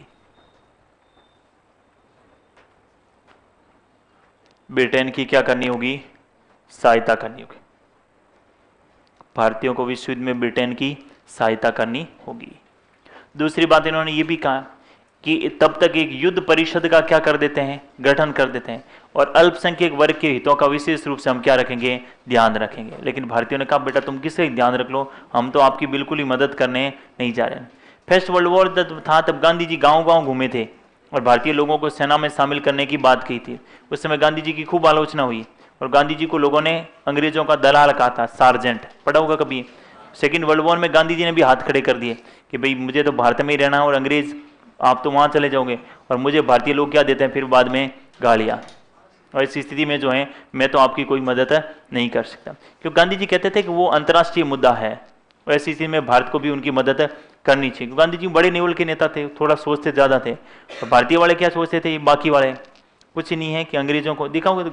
1907 में कांग्रेस का भी इसी आधार पर अलग अलग हो गए थे। हालांकि गांधी जी की एंट्री तो 1915-16 में हुई थी, बनारस हिंदू विश्वविद्यालय में पहली बार सार्वजनिक उपस्थिति थी। लेकिन फिर भी उनसे पहले ही कांग्रेस दो गुटों में बढ़ गई थी, नरम दल और कौन सा दल। एक तो कह रहे थे कि गांधी जी की तरह विनय पूर्वक हिजरत करो, उपवास करो, हृदय में परिवर्तन करो अंग्रेजों के, और वो हमारी मांगों को मानेंगे। दूसरे कहते थे बढ़िया वाला रखो, लट जहां मिले वहां, हाँ तो अपने आप ही भारत छोड़कर चले जाएं। है कितने, इतने से हैं, मुट्ठी भर है। अब मुट्ठी भर वाला वापस से भी काफी चर्चा में रहा था, कौन सी योजना में, विद्या संबल के समय देखा होगा कि मैं मुट्ठी भर बाजरे के लिए, तो मैं विद्या संबल योजना के चक्कर में जो है वो 3rd ग्रेड की नौकरी। अब कईयों ने तो ज्वाइनिंग का भी यूं प्लान बना लिया था लेकिन अब सरकार ने कहा कि नहीं, और सरकार ने अब कह दिया, इसका मतलब है कि वापस से गुजरात चुनाव के बाद राजस्थान में लग जाएगा और वापस से फॉर्म भरने से राजी हो जाओ। वो गई, वो तो आपके कब तक, 2023 तक, 2023 तक तो गई 2023 तक तो, क्योंकि 2000 अभी आवश्यकता मास्टरों की अभी है, इसके बाद तो एग्जाम के समय मास्टरों की तो बिल्कुल ही आवश्यकता। लेकिन उससे भला ही हमारा ये हो गया कि कितने पद खाली हैं, स्कूल वाइज जो हमें डाटा पता चल गए कि कौन सी स्कूल में कितनी सीटें खाली, और हमें आसपास की सीटों का भी पता चल गया। देखा होगा ना, सबने विज्ञप्ति देखी होगी अपने आसपास की स्कूलों की कि इन में इतनी सीटें खाली है। तो अब आपको पता चल गया कि थोड़ा सा रैंक के साथ पढ़ लिए और अच्छी रैंक मिल गई तो आपके घर के पास जो खाली सीट हैं वहां पर आपकी ज्वाइनिंग हो सकती है। और विद्या संबल में जो गए थे वो कहना बेटा तू तो विद्या में फॉर्म भरा था उसमें, और मैं परमानेंट वाले में ज्वाइन कर रहा हूँ, ठीक है। बोले को तब होगा जब, हाँ पढ़ ही रहे हैं वैसे, लिखिएगा। एक युद्ध परिषद का गठन किया जाएगा। दूसरा लिखिए, दूसरा लिखिए, इसी में दूसरा, अगस्त प्रस्ताव में दूसरा, एक युद्ध परिषद का गठन किया जाएगा। एक युद्ध परिषद का गठन किया जाएगा। युद्ध परिषद का गठन किया जाएगा। युद्ध परिषद का गठन किया जाएगा। और तीसरा लिखिए, अल्पसंख्यक वर्ग के हितों का, अल्पसंख्यक वर्ग के हितों का विशेष ध्यान रखा जाएगा।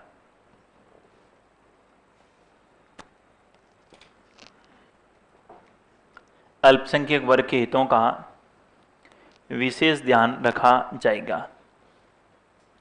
अल्पसंख्यक वर्ग के हितों का विशेष ध्यान रखा जाएगा। लिख लिया सभी ने? पैराग्राफ चेंज करके लिखिए, भारतीयों ने इसे अस्वीकार कर दिया। भारतीयों ने इसे अस्वीकार कर दिया। अस्वीकार कर दिया।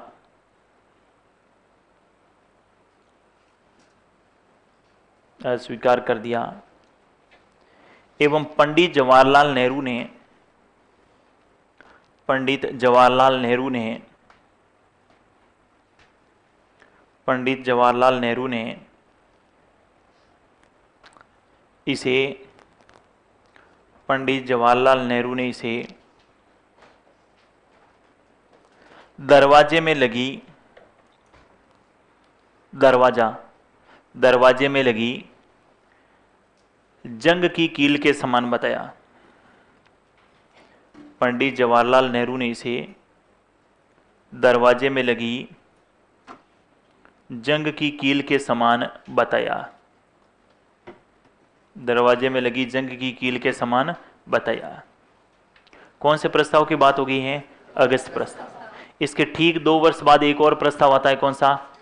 क्रिप्स प्रस्ताव। और क्रिप्स प्रस्ताव में भी क्या कहा गया कि सेकेंड वर्ल्ड वॉर की समाप्ति के बाद भारत में एक संविधान सभा का क्या कर देंगे? गठन कर देंगे। लिखिएगा 1942 क्रिप्स प्रस्ताव। क्रिप्स प्रस्ताव।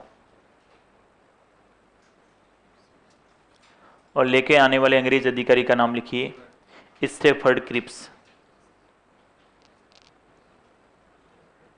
Stafford Cripps.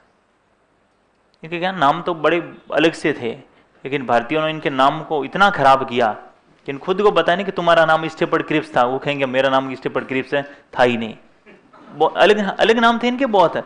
और हमने इनको अपनी भाषा में लिख लिया, क्योंकि हमने तो लिखना तो हिंदी में था, अंग्रेजी में थोड़ी। उनका नाम अलग था। देखा बहुत सारे, आप कब की हिस्ट्री पढ़ते हैं इंडियन हिस्ट्री वगैरह में, ऐसे बहुत सारे नाम थे पुर्तगालियों के, फ्रांसीसियों के, जिनको अपनी भाषा में लिख लिया और अपनी भाषा में आज किताबों में भी वही छपा है, जबकि मूल नाम तो उनका क्या था? अलग ही था। तो उनको बताया नहीं कि तुम ये थे कि नहीं, नहीं हम तो नहीं थे, ये कोई तुम्हारे ही थे। ठीक है, लेकिन भारतीयों से थोड़े से अलग नाम है इनका। क्या नाम लिखा है? Stafford Cripps. इसमें लिखिए, द्वितीय विश्व युद्ध की समाप्ति के पश्चात, द्वितीय विश्व युद्ध की समाप्ति के पश्चात, समाप्ति के पश्चात, द्वितीय विश्व युद्ध की समाप्ति के पश्चात भारत में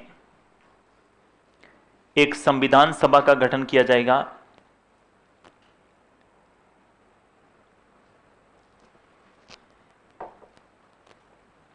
एक संविधान सभा का गठन किया जाएगा। एक संविधान सभा का गठन किया जाएगा। एवं जो इस संविधान से संतुष्ट नहीं है,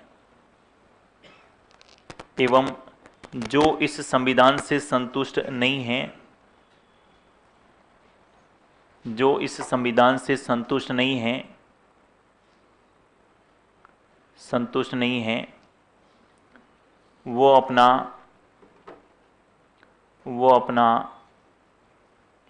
अलग से संविधान का निर्माण कर सकता है। जो इस संविधान से संतुष्ट नहीं है, वो अपना अलग से संविधान का निर्माण कर सकता है। अलग से संविधान का निर्माण कर सकता है।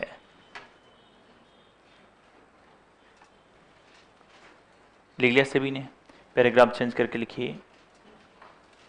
भारतीयों ने इसे भी अस्वीकार कर दिया। भारतीयों ने इसे भी अस्वीकार कर दिया। इसे भी अस्वीकार कर दिया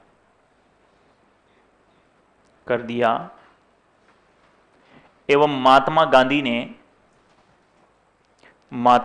ने इसे पोस्ट डेटेड चेक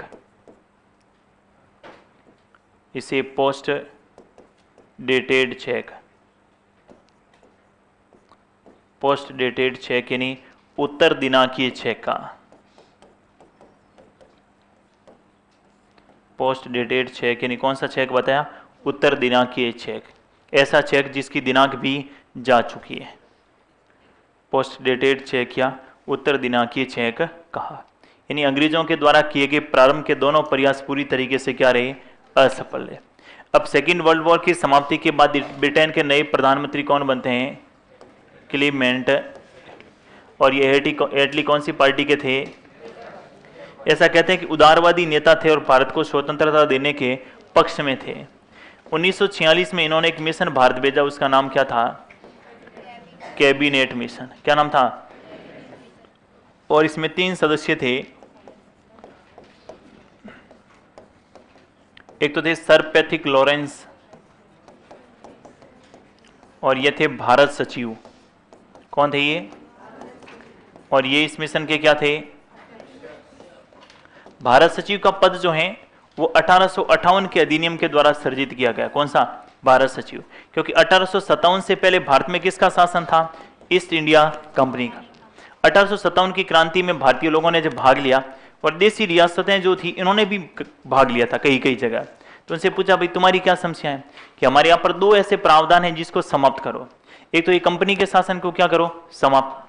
और दूसरा ये गवर्नर जनरल जो इस पद को भी क्या करो? समाप्त। तो अंग्रेजों ने क्या करा?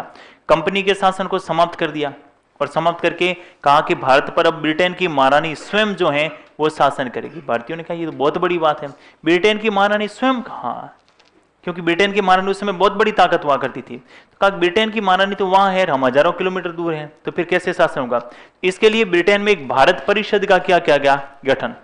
और जो भारत परिषद का जो मुखिया होता था वो कौन होता था? भारत सचिव। और ये ब्रिटेन की सरकार का कैसा मंत्री होता था? कैबिनेट मंत्री।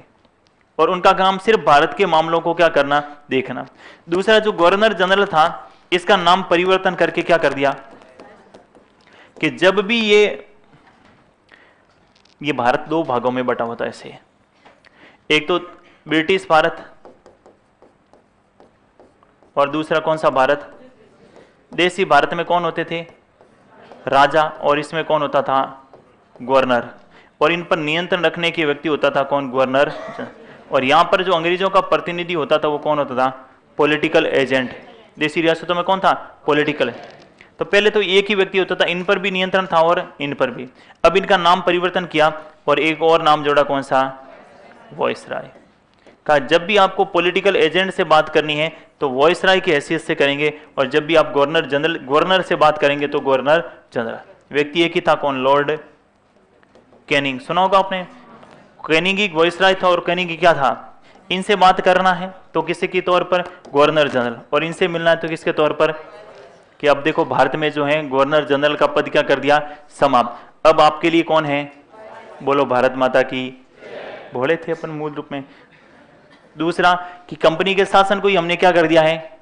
समाप्त। तो अब क्या अब तुम्हारे ऊपर शासन करेगी ब्रिटेन की महारानी, ब्रिटेन का ताज, क्राउन स्वयं। तो वो तो हजारों किलोमीटर दूर है, कोई दिक्कत नहीं। उसके लिए हमने एक ब्रिटेन में क्या बना दी है? और जो भारत परिषद का जितना भी खर्चा होगा वो तुम्हें देना होगा भारतीयों को, क्योंकि तुम्हें शासन करवाना है, हमारे तो कोई आवश्यकता नहीं। हमने तो कहा जरूर है भगवान ने कि तुम भारतीय लोगों को क्या बना के आओ? सभ्य। इसलिए सभ्य बना है तो पैसे दो, नहीं बना है तो हमारी तो कोई आवश्यकता नहीं है। भारतीयों ने दिए पैसे। कब तक? 1919 तक। 1919 का जो भारत शासन अधिनियम आता है तब भारतीयों ने कहा कि ये खर्चा हमसे नहीं दिया जाएगा। तो फिर क्या इन खर्चे को ब्रिटिश राजकोष पर डाला था? कब? 1919 में जाकर। तो पहले इनमें सदस्यों की संख्या फिक्स नहीं थी, लेकिन जैसे ही खर्चा खुद पे आया, सदस्यों की संख्या तय कर दी कि अधिकतम 12 होंगे और न्यूनतम कितने होंगे, 8 होंगे। दूसरा इसमें व्यक्ति था जिनका नाम था स्टेफर्ड क्रिप्स। और स्टेफर्ड क्रिप्स कैसा मंत्री था? ब्रिटेन की सरकार का कैसा मंत्री? व्यापार मंत्री। और तीसरा जो सदस्य था उसका नाम था एवी एलेक्जेंडर, और ये ब्रिटेन की सरकार का कैसा मंत्री था? और तीनों ही ब्रिटेन की सरकार के कैसे मंत्री थे? कैबिनेट मंत्री। कैसे मंत्री थे? और इन्होंने कहा साहब भारत में एक संविधान सभा होगी। भारत में कितनी संविधान सभा होगी? एक ही होगी। मतलब मुस्लिम लीग की मांग को इन्होंने क्या कर दिया? अस्वीकार, और कहा एक ही होगी। और इस संविधान सभा में कितने सदस्य होंगे? 389। ये 389 का आंकड़ा कहां से आया? 400, 500, 200, 500, ये क्यों नहीं आया? जनसंख्या, यानी प्रत्येक कितने लाख की जनसंख्या पर कितना सदस्य होगा? यानी उस समय लगभग भारत की जनसंख्या कितने करोड़ मान लें अपन? 40 करोड़। कितने करोड़? और उसमें भारत भी शामिल, पाकिस्तान भी शामिल और बांग्लादेश भी शामिल। आज अकेले भारत की कितनी है? कौन कितने करोड़? 150 करोड़ अकेले किन की है? भारत की। 1950 के बाद जब जनगणना हुई 1980 में, 1950 से 1980 के काल को बोलते हैं जनसंख्या विस्फोट का काल। आजादी का भरपूर फायदा वास्तविकता थी। आज ही काल, कल शायद 8 अरब हुई है वर्ल्ड की जनसंख्या टोटल। कितनी हुई है? तो डाटा में पढ़ रहा था तो उसमें था कि 1 अरब से 2 अरब होने में 100 वर्ष लगे थे। 1 अरब से 2 अरब होने में, और आगे 20 वर्ष में ही हमने डबल कर ली। तो हमारे वाले थोड़े तेज रहे इस मामले में। फिर बाद में इंदिरा गांधी जब प्रधानमंत्री बने तब सबका इलाज किया। वो जनसंख्या नियंत्रण बिल लाए थे, क्योंकि कोई समझने के लिए तैयार था ही नहीं कि भगवान की दया से कितने, कोई के 9, कोई के 13, कोई के 11, मतलब हालत खराब थी। अरे कि नहीं 2-3 ठीक है, नहीं कि भगवान की दया से ठीक है क्या, जो भी है वो।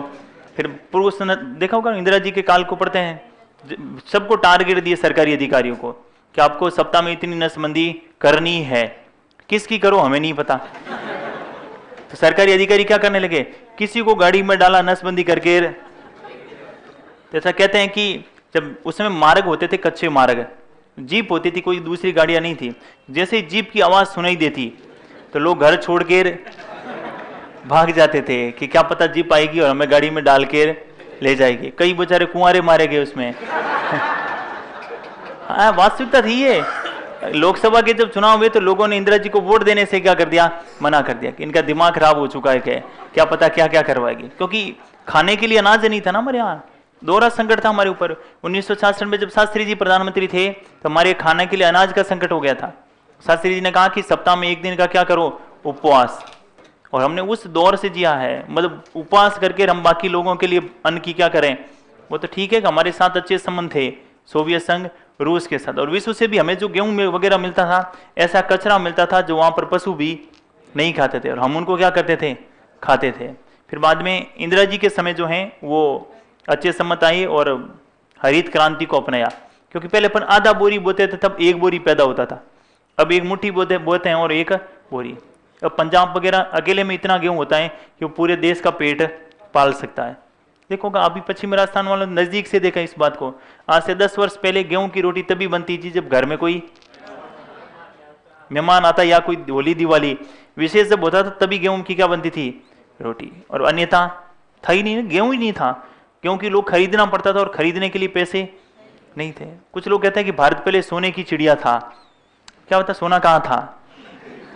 गरीब बूढ़े बुजुर्ग क्या कहते हैं कि आप जो है ना अब ठीक हो।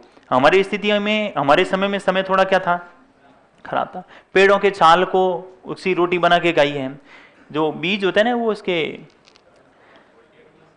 किन के बीज, बहुत सारे से बीज, जो घास के बीज है उनकी रोटी बना के उन्होंने खाई है। तो वो दौर दिया और ज्यादा समय नहीं हुआ। आपने सुना होगा मतलब यहाँ से पशुओं को चराने के लिए, हाँ, तो ऐसे कहते हैं कि 20 जने अगर घर में जाते तो वापस 4-5 ही बच के आते, बाकी 15-16 बीच में ही। तो ये था कि भगवान की दया से थे ज्यादा। एक ये भी रखते थे, क्यों ज्यादा, क्योंकि 10-15 हैं, बचेंगे 2-4। तो महामारियां ज्यादा थी ना पहले। महामारी आती थी कि इतनी भयंकर महामारियां थी। 1911 से 1921 का जो काल था, बढ़ने की बजाय जनसंख्या घट गई थी। तो हैजा वगैरह पहले से खूब सारी थी, एक ही पूरा परिवार तबाह हो जाता था। देखो अपने गांव पास में आसपास में से कोई खंडर मिलेंगे आपको, मिलता है ना कि यहाँ पहले बहुत अधिक क्या रहते थे लोग, लेकिन पूरा गांव ही क्या हो जाता था। अभी कोरोना क्या था, महामारी तो थी, थोड़ा सा सरकार और थोड़ा सा हम समझदार थे और समय पे हमें क्या चल गई, पता चल गया, क्योंकि माध्यम जो मीडिया वगैरह ये सारा, ताकि हम घरों में रहे, थोड़ा सा सुरक्षित रहे और बच गए। अगर वैसे भीड़ में जाते तो क्या होता, वैसे ही मर जाते। मरे कि नहीं। अब गायों को लेकर जो बीमारी थी, क्या नाम था उसका, लंपी। तो लंपी से जो है ना वो इलाज नहीं कर पाई सरकार किसी का, जब आई जितनी मरनी थी उतनी मरी और अपने आप ही क्या हो गई, खत्म हो गई। वैसे इंसानों के साथ भी हो जाता था, लेकिन अभी थोड़ी सी फैसिलिटी हमारी क्या है, ठीक है, मतलब सुविधाएं वगैरह है, इसलिए मरने किसी को भी नहीं थी और बहुत कम मरे। और वो मरे भी इसलिए ताकि उनमें क्या, मानो थोड़ा सा इमोशनल है भारत वाला, तो थोड़ा सा घबराहट की वजह से, उनकी वजह से जो गांव में रही थे वो कोरोना में नहीं मरे थे, जिनको हॉस्पिटल लाए थे वो देख के मर गए थे कि पड़ोसी रात में तो सो रहा था और अभी ऊपर इनके वो इस तरफ देखे तो इस वाले पड़ोसी की हालत क्या है, क्या यार इस तरफ पड़ोसी चेंज हो गया, यहाँ भी हो गया, मेरा नंबर कब लगेगा। और न घर वालों से बात करने दे, न घर वालों से बाने दे, वो उसी में डाल के और उसमें पैक करके रख दिया। ऐसी स्थिति में लोगों का क्या होगा, हालत खराब हो गई। और 1-2 दिन तो सहन कर लेते, 10-15-20 दिन में हॉस्पिटल फुल हो गए ना सारे। अब ऑक्सीजन आए तो ही ठीक है, नहीं आए तो ही वो तो लगे हुए है मुंह पे। और ऐसी स्थिति में फिर कमी हुई और मर गया। हमारे राजस्थान में तो फिर भी ठीक था, क्योंकि मुख्यमंत्री जी थोड़े संवेदनशील थे।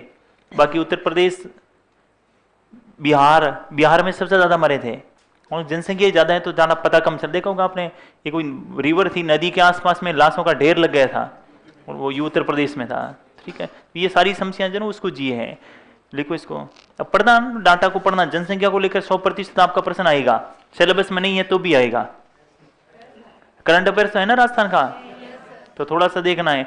इसका राजस्थान का ही है, पूरे इंडिया का है, राजस्थान का ही है, ठीक है। नहीं तो इसमें बहुत सारे ऐसे सम्मेलन होंगे, अब जनसंख्या को कैसे नियंत्रण करें और क्या क्या प्रावधान करें, इनका ध्येय वाक्य क्या है। 8 अरब होने पर बहुत किन देशों ने क्या कहा, किन प्रधानमंत्री ने क्या कहा, भारत ने क्या कहा, कुछ कहा कि नहीं कहा,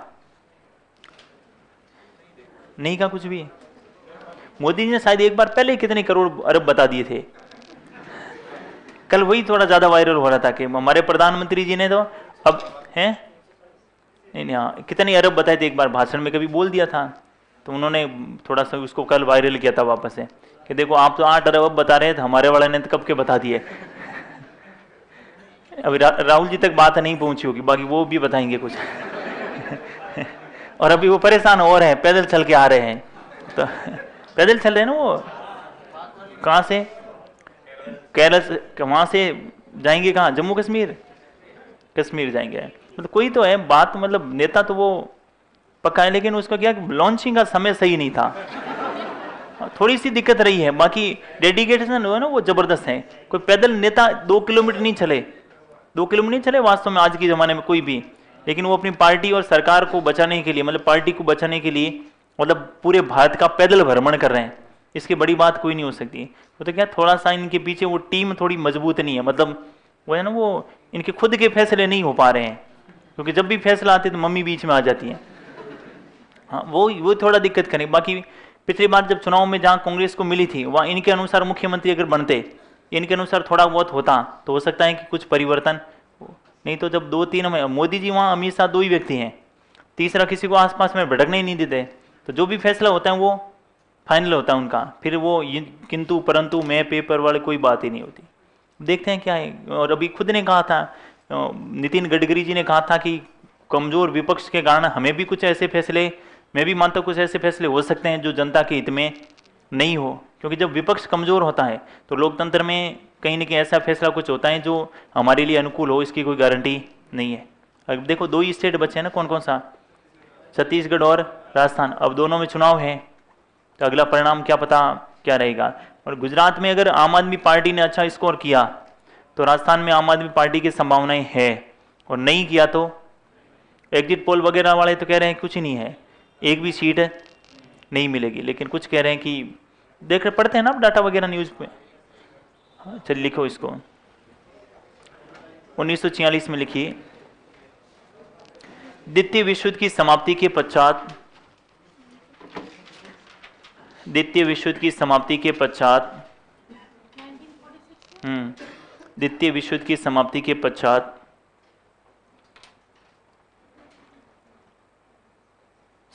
के पश्चात ब्रिटेन के नए प्रधानमंत्री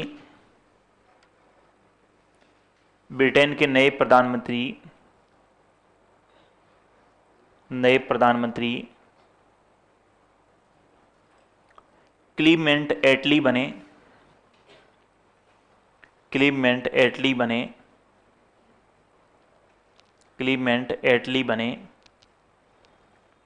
क्वेश्चन मिलो, लेबर पार्टी, मजदूर दल। द्विदलीय प्रणाली है ब्रिटेन में, दो ही दल हैं, और आपके अमेरिका में भी कितने हैं?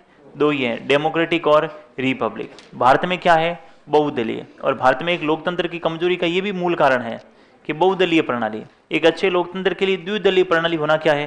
ठीक है, क्योंकि सरकार कभी गठबंधन की नहीं बनेगी, एक ही दल का सत्ता में रहेगी और दूसरा दल क्या रहेगा? विपक्ष। अभी लोकसभा में मान लो 300 सीटें बीजेपी के पास हैं, तो 200 तो विपक्ष के पास है ना, लेकिन विपक्ष में क्या हुई? बट गई है, किसी को 2 मिली, किसी को 1 मिली, किसी के 4 मिली, किसी के 7 मिली। ऐसा करके प्रत्येक दल का अपना अपना स्वार्थ होता है, और वो स्वार्थ के कारण सरकार के पास में बैठ जाता है। विपक्ष की भूमिका बिल्कुल क्या हो जाती है? जीरो हो जाती है। देखा एक व्यक्ति, बहुत सारे ऐसे जो गठबंधन कर लेते हैं चुनाव जीतने के बाद भी, वो रामदास अठावले, सुना होगा ना अठावले हो? अठावले क्या कहता है कि जिस तरफ हवा चली उस तरफ अठावले चला। पहले हवा कांग्रेस की तरफ थी तो अठावले भी कांग्रेस की तरफ, अब हवा बीजेपी के साथ है अठावले, और मैं तो राहुल गांधी जी भी कहूंगा कि आप भी कहाँ आ जाइए। जिस दिन हवा तुम्हारी चलेगी उस दिन हम तुम्हारे साथ हो जाएंगे, क्योंकि मनमोहन सिंह की सरकार में अठावले मंत्री थे और मोदी जी की सरकार में क्या है? मंत्री है। एक और व्यक्ति थे रामविलास पासवान, सरकार भले किसी की रही है, पासवान जी अपने मंत्री क्या थे? फिक्स थे। अभी तो हालत खराब है उनकी भी, उनका खुद का देहांत हो गया, पार्टी बिल्कुल खत्म सी हो रही है। उनके बेटे हैं चिराग पासवान। अगला लिखिए आप, कौन सी पार्टी लिखे हैं? Labour party. इन्होंने तीन सदस्यों का एक मिशन भारत भेजा। तीन सदस्यों का एक मिशन भारत भेजा,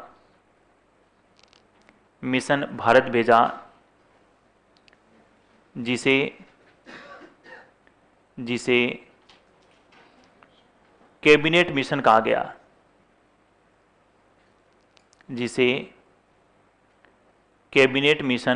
गया। क्या कहा गया? कैबिनेट मिशन कहा गया। अब लिखिएगा, कैबिनेट मिशन 1946, कैबिनेट मिशन 1946।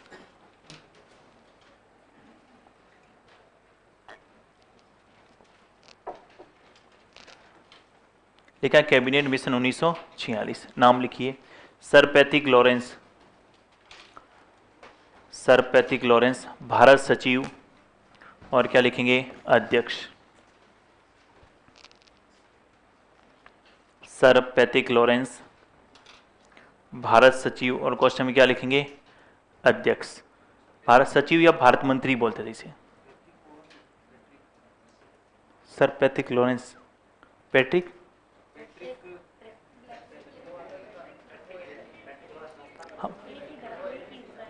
एक इंसान नहीं है, अलग है। वो पॉलिटिकल एजेंट था राजस्थान का, शायद वो अलग था ना, राजस्थान का पॉलिटिकल एजेंट था। माउंट आबू वगैरह उनके बारे में कुछ पढ़ते हैं आप राजस्थान हिस्ट्री में? नहीं, अलग है, ये पैथिक लॉरेंस है। 1857 की क्रांति के समय राजस्थान का पॉलिटिकल एजेंट, अभी 90 साल पहले ही था। हाँ ठीक है, अगला लिखिए, स्टेफर्ड क्रिप्स व्यापार मंत्री। स्टेफर्ड क्रिप्स क्या लिखेंगे? व्यापार मंत्री। और तीसरा लिखिए, एवी अलेक्जेंडर नौसेना मंत्री।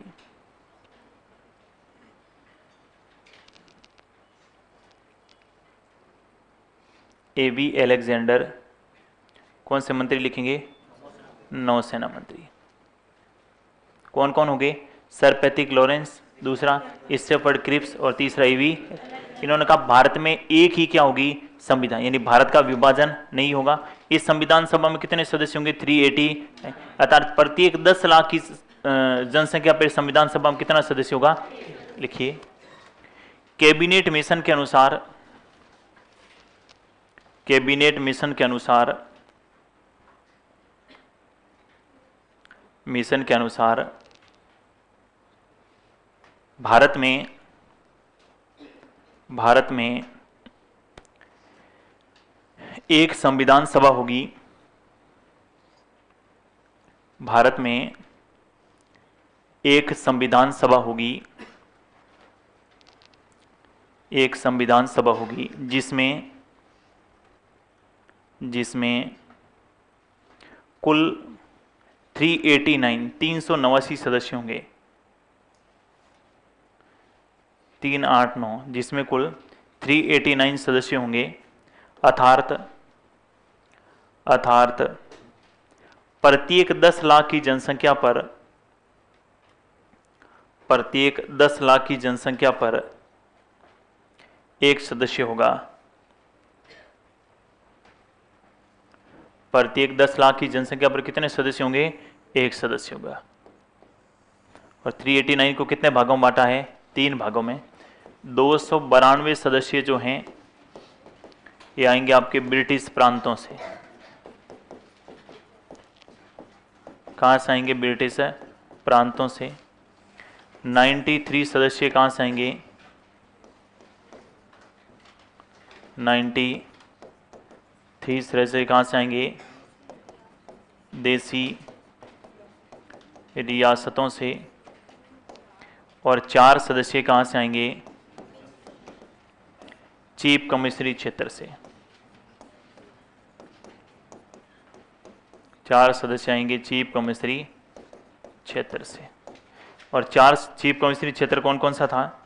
एक तो आपका था अजमेर मेरवाड़ा, अजमेर मेरवाड़ा। दूसरा कौन सा? कुर्ग, और कुर्ग कहाँ पड़ता है? कर्नाटक। तीसरा ध्यान रखेंगे कौन सा? दिल्ली। और चौथा आपका था बलूचिस्तान, और ये बलूचिस्तान कहाँ पड़ता था? पाकिस्तान। कहाँ पड़ता था? पाकिस्तान। और ये जो 292 तो ये हो गए, और 4 बराबर कितने हो गए? 296। ये 296 सदस्य तो क्या होंगे? निर्वाचित होंगे। और यहाँ पर जो रह गए आपके कितने? देसी रियासतों वाले 93 सदस्य क्या होंगे? मनोनीत। एक प्रश्न पूछा गया था RS 2018 प्री में, और प्रश्न क्या था कि भारत की संविधान सभा का गठन हुआ पूर्णतः निर्वाचित, पूर्णतः मनोनीत, अंशतः मनोनीत, पूर्णतः निर्वाचित, या अंशतः निर्वाचित पूर्णतः मनोनीत? अंशतः मनोनीत और पूर्णतः निर्वाचित। कम सदस्य तो क्या हुए थे? मनोनीत हुए थे, और ज्यादा सदस्य क्या हुए थे? निर्वाचित। लिखिए इसे 3 भागों में बांट के लिखना है। 292 प्लस 4 और कितने? 93। 93 कहां से आ रहे हैं? देसी रियासतों से, और रियासतों के राजा इसे क्या करेंगे? मनोनीत। और 292 प्लस 4 बराबर 296 क्या होंगे? निर्वाचित। राजस्थान में एकमात्र अजमेर मेरठ। टोटल राजस्थान से 11 प्लस 1 बराबर 12 सीटें थी। उस समय राजस्थान की जनसंख्या थी 1,20,00,000।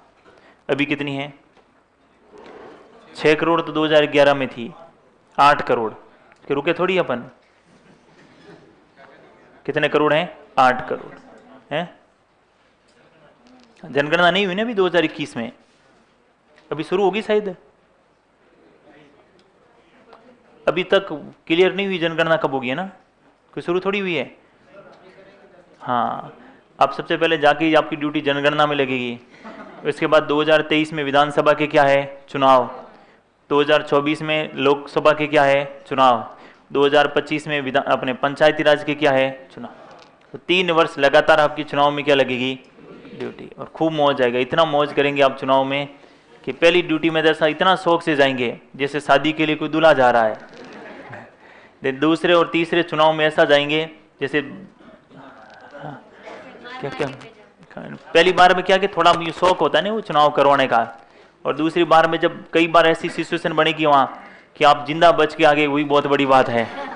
चुनाव में होता है कई बार ऐसे, गांव में ऐसी ड्यूटी लग गई खतरनाक, तो वहां से कभी लाठी आपके पास से सर से निकली तो ऐसा लगेगा यार कहाँ चुनाव करवाना है, इससे बजाय तो।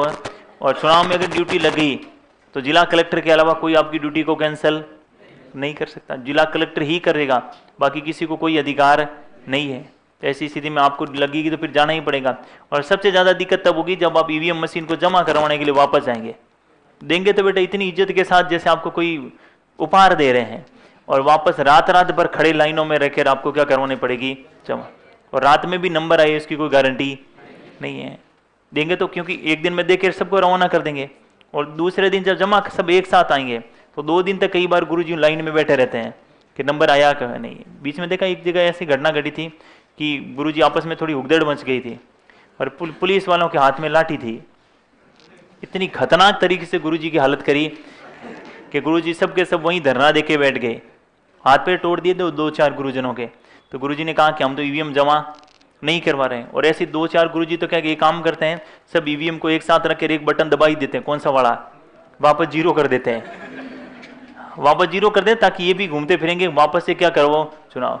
तो जिला कलेक्टर आए और उन्हें सार्वजनिक रूप से क्या मांगनी पड़ी, माफी, कि गुरुजनों आप समाज की सबसे सम्मानित कौम हैं, आप ही अगर ऐसा करोगे तो समाज में क्या संदेश जाएगा कि गुरुजनों ने वोट करवा के पूरी ईवीएम मशीन को ही क्रैश करवा दिया। इसलिए आपसे है ना ऐसी अपील है कि आप जो हैं ऐसा काम नहीं करें। तो गुरुजी ने कहा ठीक है, नहीं तो कि ये हमारे हाथ में ही है, खोल के अभी एक दबाया पूरी ईवीएम में जो वोट हैं वो गए, तो वापस से क्या करो फिर चुनाव।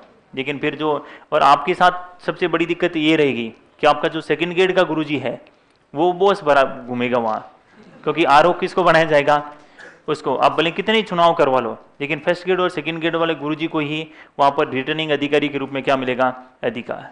तो आपको ईवीएम मशीन उनके पास में लेके चलना पड़ेगा यूँ कि साहब आप आगे आगे चलो, हम अब लिखो, इसको लिख लिया 292 + 4 = 296 तो क्या हुए थे, और देसी रियासतों ने क्या करे थे।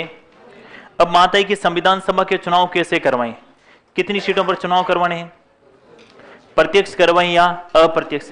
पंडित जवाहरलाल नेहरू ने जरूर कहा था 1938 में कि संविधान सभा के चुनाव जो हैं किसके आधार पर होने चाहिए, लेकिन ऐसा संभव नहीं था। क्यों नहीं था कि भारत का ऐसा बहुत बड़ा भाग जहां अभी तक चुनाव हुआ ही नहीं था एक भी बार, ऐसी स्थिति में चुनाव करवाना जो है बहुत लंबी प्रक्रिया जाएगी और हमें फटाफट से संविधान का क्या करना है, निर्माण। इसके लिए हमने संविधान सभा के चुनाव करवाए और प्रत्यक्ष की बजाय कैसे करवाए, तो फिर अप्रत्यक्ष करवाए। भाग किसने लिए, तो भाग जो है प्रांतों में विधानमंडल होती थी, तो किसने भाग लिए थी, प्रांतीय विधानमंडलों के सदस्यों ने, प्रांतीय विधानमंडलों के सदस्यों ने क्या लिया था, भाग लिया था। पंजाब में सिखों को और शेष भारत में जो हैं वो मुसलमानों को क्या दिया गया, पृथक निर्वाचन। यानी 3 प्रकार की कैटेगरी बनाई गई, एक सामान्य, एक पंजाब में सिख और दूसरे शेष भारत में कौन, मुसलमान। कितनी सीटों पर चुनाव करवाने हैं, 296, और 296 में से 208 सीटों पर कौन सी पार्टी जीत गई, कांग्रेस। 73 सीटों पर कौन सी पार्टी जीती, मुस्लिम लीग। और 15 सीटों पर जो हैं अन्य दल क्या होते हैं, विजय। तो बताओ जीत कौन सी पार्टी को मिली, कांग्रेस, और हार कौन सी पार्टी को, मुस्लिम लीग को। कितनी सीटें मिली। अब मुस्लिम लीग को यूं लग गया कि संविधान का निर्माण तो जैसे कांग्रेस चाहेगी वैसा ही होने वाला है। अब एक काम करते हैं, ऐसा कुछ माहौल बनाते हैं ताकि भारत में इस प्रकार का माहौल बने और भारत का क्या हो जाए, विभाजन। तो इन्होंने हार से निराश होकर जो है 16 अगस्त 1946 को, कौन से अगस्त को, प्रत्यक्ष या सीधी कार्रवाई के नाम पर हिंदू मुसलमानों में क्या करवाए, दंगे। और एक दिवस के रूप में मनाया कौन सा, प्रत्यक्ष या सीधी कार्रवाई दिवस। कौन सा दिवस है, प्रत्यक्ष या सीधी कार्रवाई दिवस के नाम पर हिंदू मुसलमानों में क्या करवाए, दंगे। और इतने भयंकर दंगे थे और यही दंगों के कारण भारत का बाद में क्या हो गया, विभाजन। और 16 अगस्त को मौलाना आज़ाद जो थे इस समय कांग्रेस पार्टी के अध्यक्ष भी थे। इन्होंने कहा कि ये भारत के लिए कौन सा दिवस है? काला दिवस है, ब्लैक डे। इससे काला दिवस भारत के लिए कोई हो नहीं सकता। किसने कहा था? अब तय हो चुका था कि भारत का क्या होगा? विभाजन। इसी कैबिनेट मिशन के अनुसार जो है एक अंतरिम सरकार का क्या किया गया था? गठन। कि जब तक संविधान का निर्माण नहीं हो जाता है, शासन के संचालन के लिए एक सरकार का क्या कर लेते हैं? गठन। जिसमें 9 सदस्य कांग्रेस से थे और 5 सदस्य कहां से थे? मुस्लिम लीग से। और 5 सदस्यों में से एक व्यक्ति था लियाकत अली खान, जो बाद में पाकिस्तान के पहले क्या बने? प्रधानमंत्री। लियाकत अली खान और उनके साथ जो भी सदस्य थे वो सहयोग की बजाय बार बार क्या कर रहे थे? असहयोग। जिसमें गजनफर अली खान, अब्दुल लत निस्तर, इनके अलावा जोगेंद्रनाथ मंडल, आई चंद्रीगढ़, और इससे परेशान हो गए थे कौन? सरदार पटेल। और पटेल ने अंत में परेशान होकर के दिया कि जिन्ना विभाजन चाहे या न चाहे, हम चाहते हैं कि भारत का क्या हो जाए? जिन्ना कौन? मोहम्मद अली जिन्ना। लेकिन गांधी जी मानने के लिए तैयार नहीं। गांधी जी ने कहा कि भारत का विभाजन मेरे मर्तदेह शरीर पर होगा, मर जाऊं उसके बाद भारत का विभाजन करना, मैं जब तक जिंदा हूं तब तक भारत का विभाजन संभव नहीं है। पटेल ने फिर कहा कि बापू, यदि अभी भारत का विभाजन नहीं हुआ तो आने वाले समय में भारत के प्रत्येक सरकारी कार्यालय में एक क्या होगा? पाकिस्तान। इसकी बजाय अभी विभाजन कर दीजिए तो ही ठीक है। फिर इसके लिए अगला प्रस्ताव आता है माउंटबेटन योजना, और भारत का क्या हो जाता है? विभाजन। जैसे ही विभाजन हुआ तो एक व्यक्ति और थे, खान अब्दुल गफार खान, जिसे बोलते थे सीमांत गांधी। इन्होंने कहा कि जिस प्रकार मुसलमानों के लिए अलग से पाकिस्तान बना है, उसी प्रकार पठानों के लिए भी क्या बनना चाहिए? पाकिस्तान। किसने कही ये बात? खान अब्दुल गफार खान। जब इनकी बात को नहीं मानी तो इन्होंने कहा कि कांग्रेस ने मेरे आंदोलनों को भेड़िए के आगे रख दिया। भेड़िए के आगे रखने का मतलब कोई महत्व नहीं दिया। और जिस प्रकार से मुसलमानों के लिए अलग से पाकिस्तान बना है, सिखों ने भी बात मांग करी हमारे लिए भी अलग बना चाहिए क्या? खालिस्तान। इंदिरा जी ने कहा तुम रुको थोड़ा सा, मैं प्रधानमंत्री बन जाऊं उसके बाद सबको बना दूंगी। और खालिस्तान की मांग करने वालों को सबका जब इलाज किया तो अब पूछा गया और किसी को कुछ बढ़ना है कि नहीं? नहीं है। अब जो तुम कह रहे हो वही क्या है? ठीक है, ठीक है, लिखो इसको, लिखिएगा। संविधान सभा के चुनाव, संविधान सभा के चुनाव जुलाई 1946 में, संविधान सभा के चुनाव जुलाई 1946 में, जुलाई 1946 में 46 में अप्रत्यक्ष विधि से हुए। जुलाई 1946 में अप्रत्यक्ष विधि से हुए, अप्रत्यक्ष विधि से हुए, जिसमें पंजाब में सिखों को, पंजाब में सिखों को एवं शेष भारत में, शेष भारत में मुसलमानों को, मुसलमानों को पृथक निर्वाचन का अधिकार दिया। शेष भारत में मुसलमानों को पृथक निर्वाचन का क्या दिया गया? अधिकार दिया गया। पृथक निर्वाचन का अधिकार दिया गया। निर्वाचरण नहीं, निर्वाचन बोर्ड पे लिखा है। पृथक निर्वाचन का अधिकार दिया गया।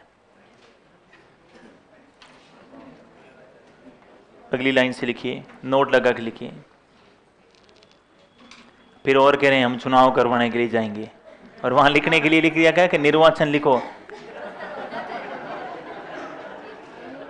कोई बात नहीं, लिखो है ना, नोट लगा के लिखिए। 1938 में, 1938 में, 1938 में पंडित जवाहरलाल नेहरू ने, पंडित जवाहरलाल नेहरू ने, पंडित जवाहरलाल नेहरू ने संविधान सभा का चुनाव, संविधान सभा का चुनाव प्रत्यक्ष विधि से करवाने की बात कही। प्रत्यक्ष विधि से करवाने की बात कही। संविधान सभा के चुनाव कैसे करवाने की बात कही? प्रत्यक्ष विधि से करवाने की बात कही। उन्होंने कहा कि संविधान सभा का चुनाव करवाओ और कौन सी विधि से करवाओ? प्रत्यक्ष विधि से। लेकिन ऐसा संभव नहीं हुआ। प्रश्न पूछा जाएगा किसने कहा कि भारत में संविधान सभा का चुनाव प्रत्यक्ष होना चाहिए? पंडित जवाहरलाल नेहरू। और किस आधार पर होना चाहिए? वयस्क मताधिकार। अब 296 को 3 भागों में बांटिए, 296 लिखिए बीच में, और कितने भागों में बांटेंगे? 3 भागों। 296 को 3 भागों में बांट के लिखिए। 208 लिखिए कांग्रेस से, 208 कांग्रेस से, 73 मुस्लिम लीग से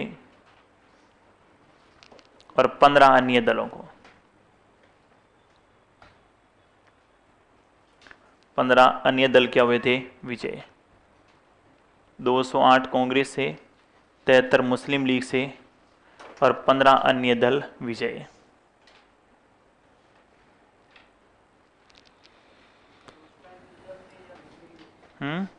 दल ही थे उस समय। 1925 में सीपीआई का गठन हो चुका है, कांग्रेस था, मुस्लिम लीग था, खूब सारे दल थे। लेकिन बीजेपी वगैरह जो दल हैं ये बाद में बढ़े।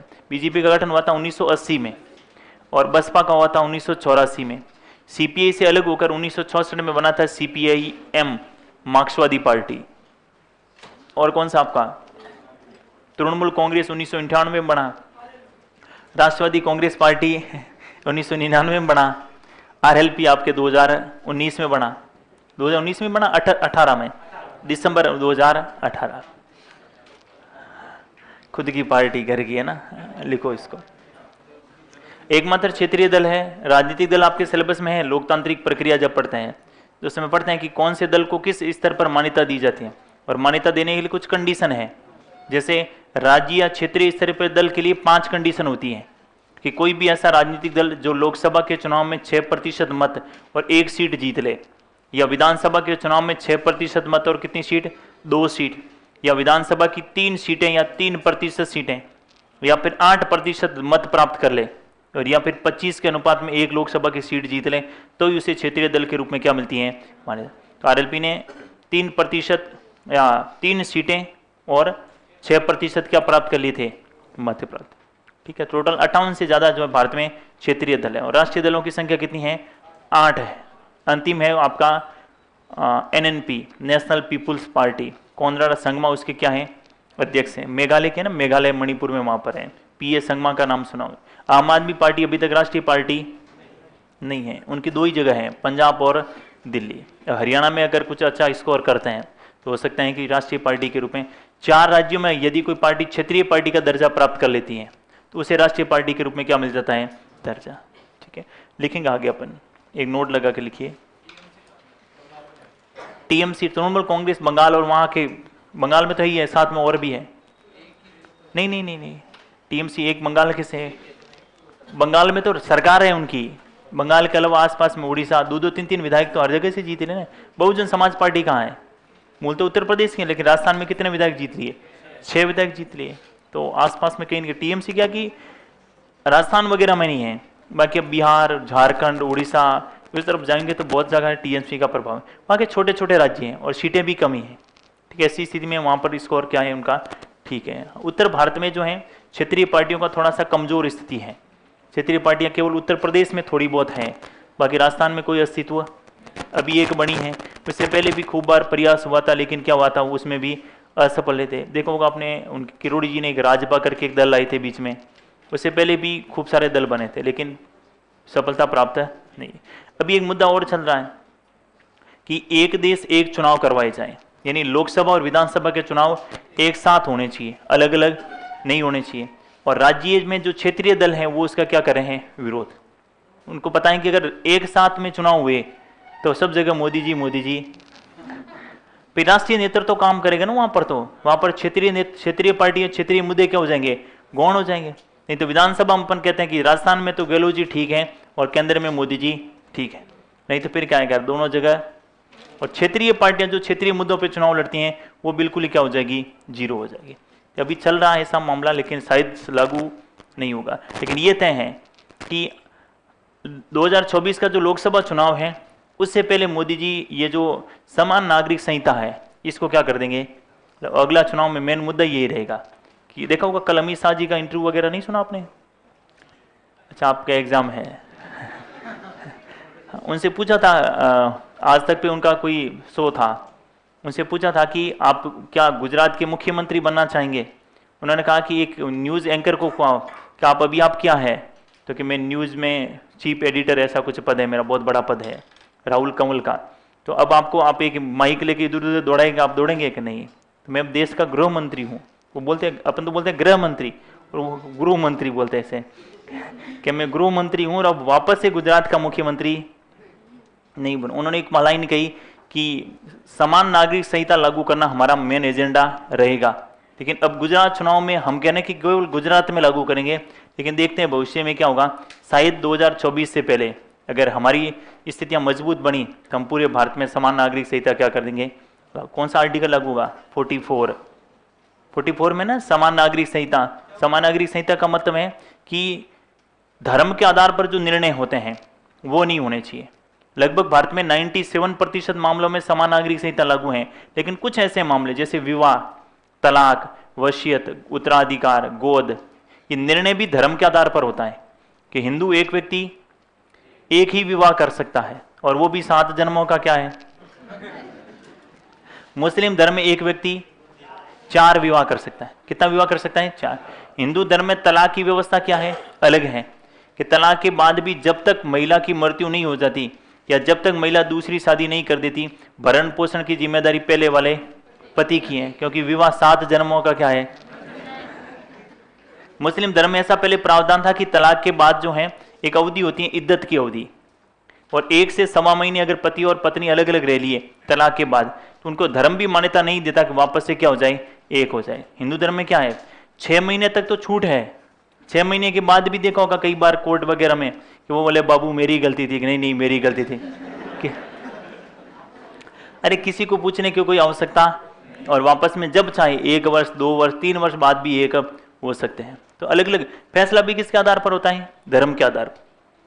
गोवा एकमात्र स्टेट है जहां पर समान नागरिक संहिता क्या है, लागू है, बाकी कहीं पर भी लागू नहीं। उत्तराखंड में जरूर कहा था कि हम लागू करेंगे, और अभी गुजरात में बीजेपी ने कहा है अगर हमारी सरकार वापस से बन गई तो हम गुजरात में समान नागरिक संहिता क्या करेंगे। जब पूरे भारत में लागू हो जाएगी तब राजस्थान में सोचा जाएगा। ऐसा क्योंकि पढ़े लिखे नहीं ना, समान नागरिक संहिता पहले कानून को, और ये तभी लागू होती है जब 100% लोग पढ़े लिखे हों, और पढ़े लिखे का मतलब सोचने और समझने की क्षमता। और हम यहाँ पर पहले किसको मानते हैं? कानून की बजाय धर्म को, और जब तक कानून की बजाय धर्म को पहला तवज्जो देंगे तब तक समान नागरिक संहिता लागू। तो थोड़ा सा ये प्रयास रहेगा, और मोदी जी ने जब छा लिया, बहुमत तो उनका है ही है। ऐसी स्थिति में हो सकता है कि जैसे 3 तलाक को खत्म किया था, वैसे 3 तलाक का मतलब पूरी तलाक की व्यवस्था को खत्म नहीं किया। तलाक के 3 प्रकार होते हैं, तलाक के हसन, तलाक के अहसन और तलाक के बिद्दत। जो तलाक के बिद्दत वाला मामला था उसमें महिलाओं का क्या हो रहा था, शोषण था। ऐसी स्थिति में उन्हें क्या किया था, समाप्त किया था। तो ये देश का सेवक और सरकार का दायित्व होता है कि जहाँ महिलाओं का किसी वर्ग का शोषण हो तो उसे, और ये अधिकार केवल महिलाओं को है कि तलाक के बाद जब तक दूसरी शादी नहीं हो जाती है तब तक भरण पोषण की जिम्मेदारी पहले वाले पति की। पुरुषों को कोई अधिकार नहीं है कि तैयारी करे, मास्टर बन जाए और उसके बाद शादी हो जाए किसी सरकारी नौकरी की महिला से, तो अपन तो 2 साल बाद कह देंगे चले काम कर, तू तेरे जहाँ मर्जी वहाँ रहे, मुझे तो हर महीने 20,000 रुपये अकाउंट में।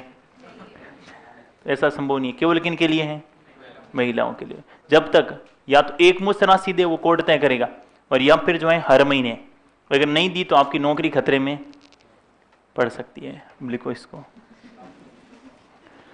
इसलिए तलाक होता है पवित्र है, मतलब ये तो क्या है, तलाक का सिस्टम अब जाके हुआ थोड़ा सा, पहले क्या था, सोच भी नहीं सकते थे, मतलब हिम्मत भी नहीं हो सकती थी किसी को कहे, और तय करके सारे कौन आते थे, घर वाले आते थे। लॉटरी खुलती थी शादी वाले दिन, कैसी है जैसी है वैसी अपनी है, अपना नहीं पड़ेगी, दूसरा कोई इलाज। आजकल खुद ही ढूंढते हैं, खुद ही रिश्ता करते हैं, और 6 महीने बाद कह रहे हैं कि बैठ नहीं रही है। हाँ, को किराने की दुकान पे थोड़ी मिली जो बैठ नहीं रही है। समझ गए बात को। ये थोड़ा सा वो कहते हैं नैतिक मूल्यों का क्या है, अच्छा, पहले बूढ़े बुजुर्ग देखा होगा आपने, मतलब अपने पिताजी की शादी हुई तब शायद ही पिताजी ने मम्मी को देखने के लिए गए होंगे, नहीं देखा होंगे ना, वो तो घर वाले तय करके, तो हिम्मत भी नहीं होती थी कि ऐसे पूछें। आजकल तो लिखो इसको, नोट लगा के लिखिएगा। संविधान सभा में हार से निराश होकर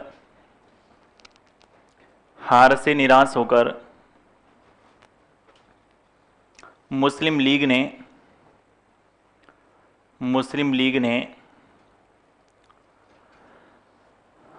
16 अगस्त 1946 को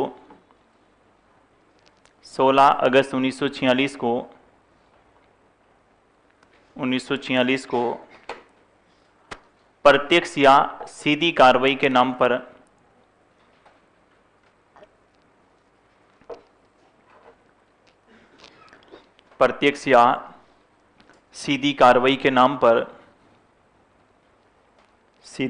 के नाम पर हिंदू मुसलमानों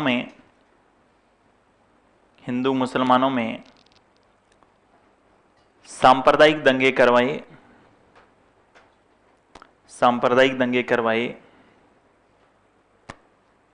सांप्रदायिक रहने दो, आप दंगे ही लिख लो, कोई नहीं, बोर्ड पे लिखा होगा वैसे कहीं। सांप्रदायिक दंगे करवाए जिसको मौलाना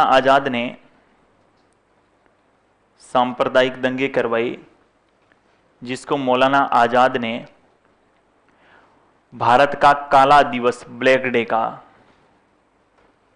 मौलाना आजाद ने भारत का कौन सा दिवस बताया? काला दिवस का।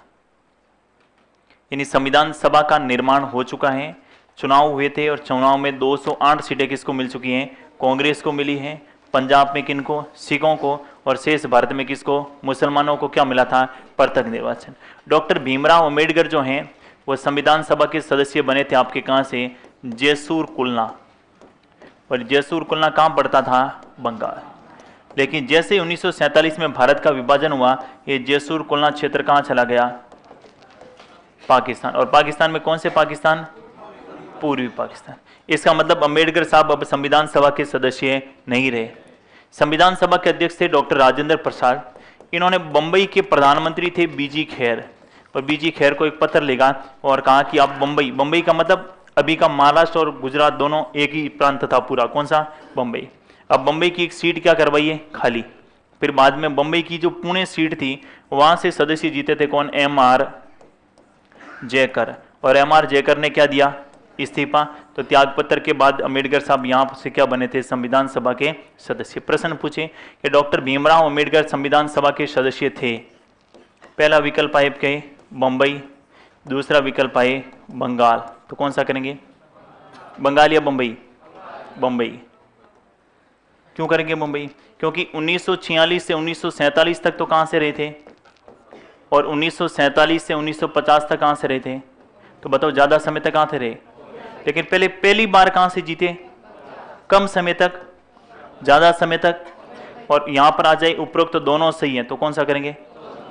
विभाजन से पहले कहां से थे और विभाजन के बाद कहां से? बंबई में किन के स्थान पर? और एम.आर. जयकर कौन सी सीट से जीते हुए थे? पुणे। बंबई की कौन सी सीट है? लिखिएगा, एक नोट लगा के लिखिए। विभाजन से पूर्व,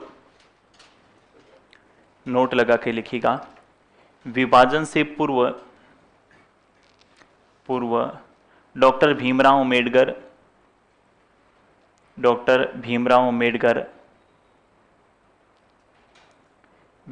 अम्बेडकर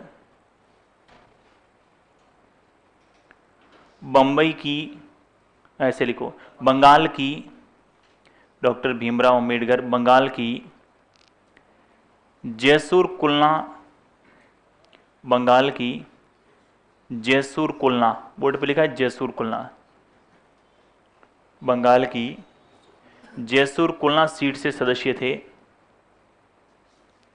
जैसूर कुलना सीट से सदस्य थे। जैसूर कुलना सीट से सदस्य थे। लेकिन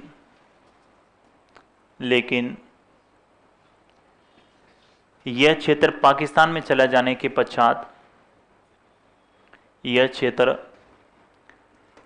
पाकिस्तान में चले जाने के पश्चात, पाकिस्तान में चले जाने के पश्चात M.R. जयकर के स्थान पर, पाकिस्तान में चले जाने के पश्चात M.R. जयकर के स्थान पर, M.R. जयकर के स्थान पर, M.R. जयकर के स्थान पर बंबई की पुणे सीट से, बंबई की पुणे सीट से संविधान सभा के सदस्य बने। बंबई की पुणे सीट से संविधान सभा के क्या बने? सदस्य बने। पुणे सीट से संविधान सभा के सदस्य। तो विभाजन से पहले तो कहां से थे? बंगाल, और विभाजन के बाद कहां से बने? बंबई। इनकी दो प्रसिद्ध पुस्तकें भी हैं, जीवन में कभी मौका मिले तो अम्बेडकर साहब की दो पुस्तकों को आपको जरूर पढ़ना चाहिए।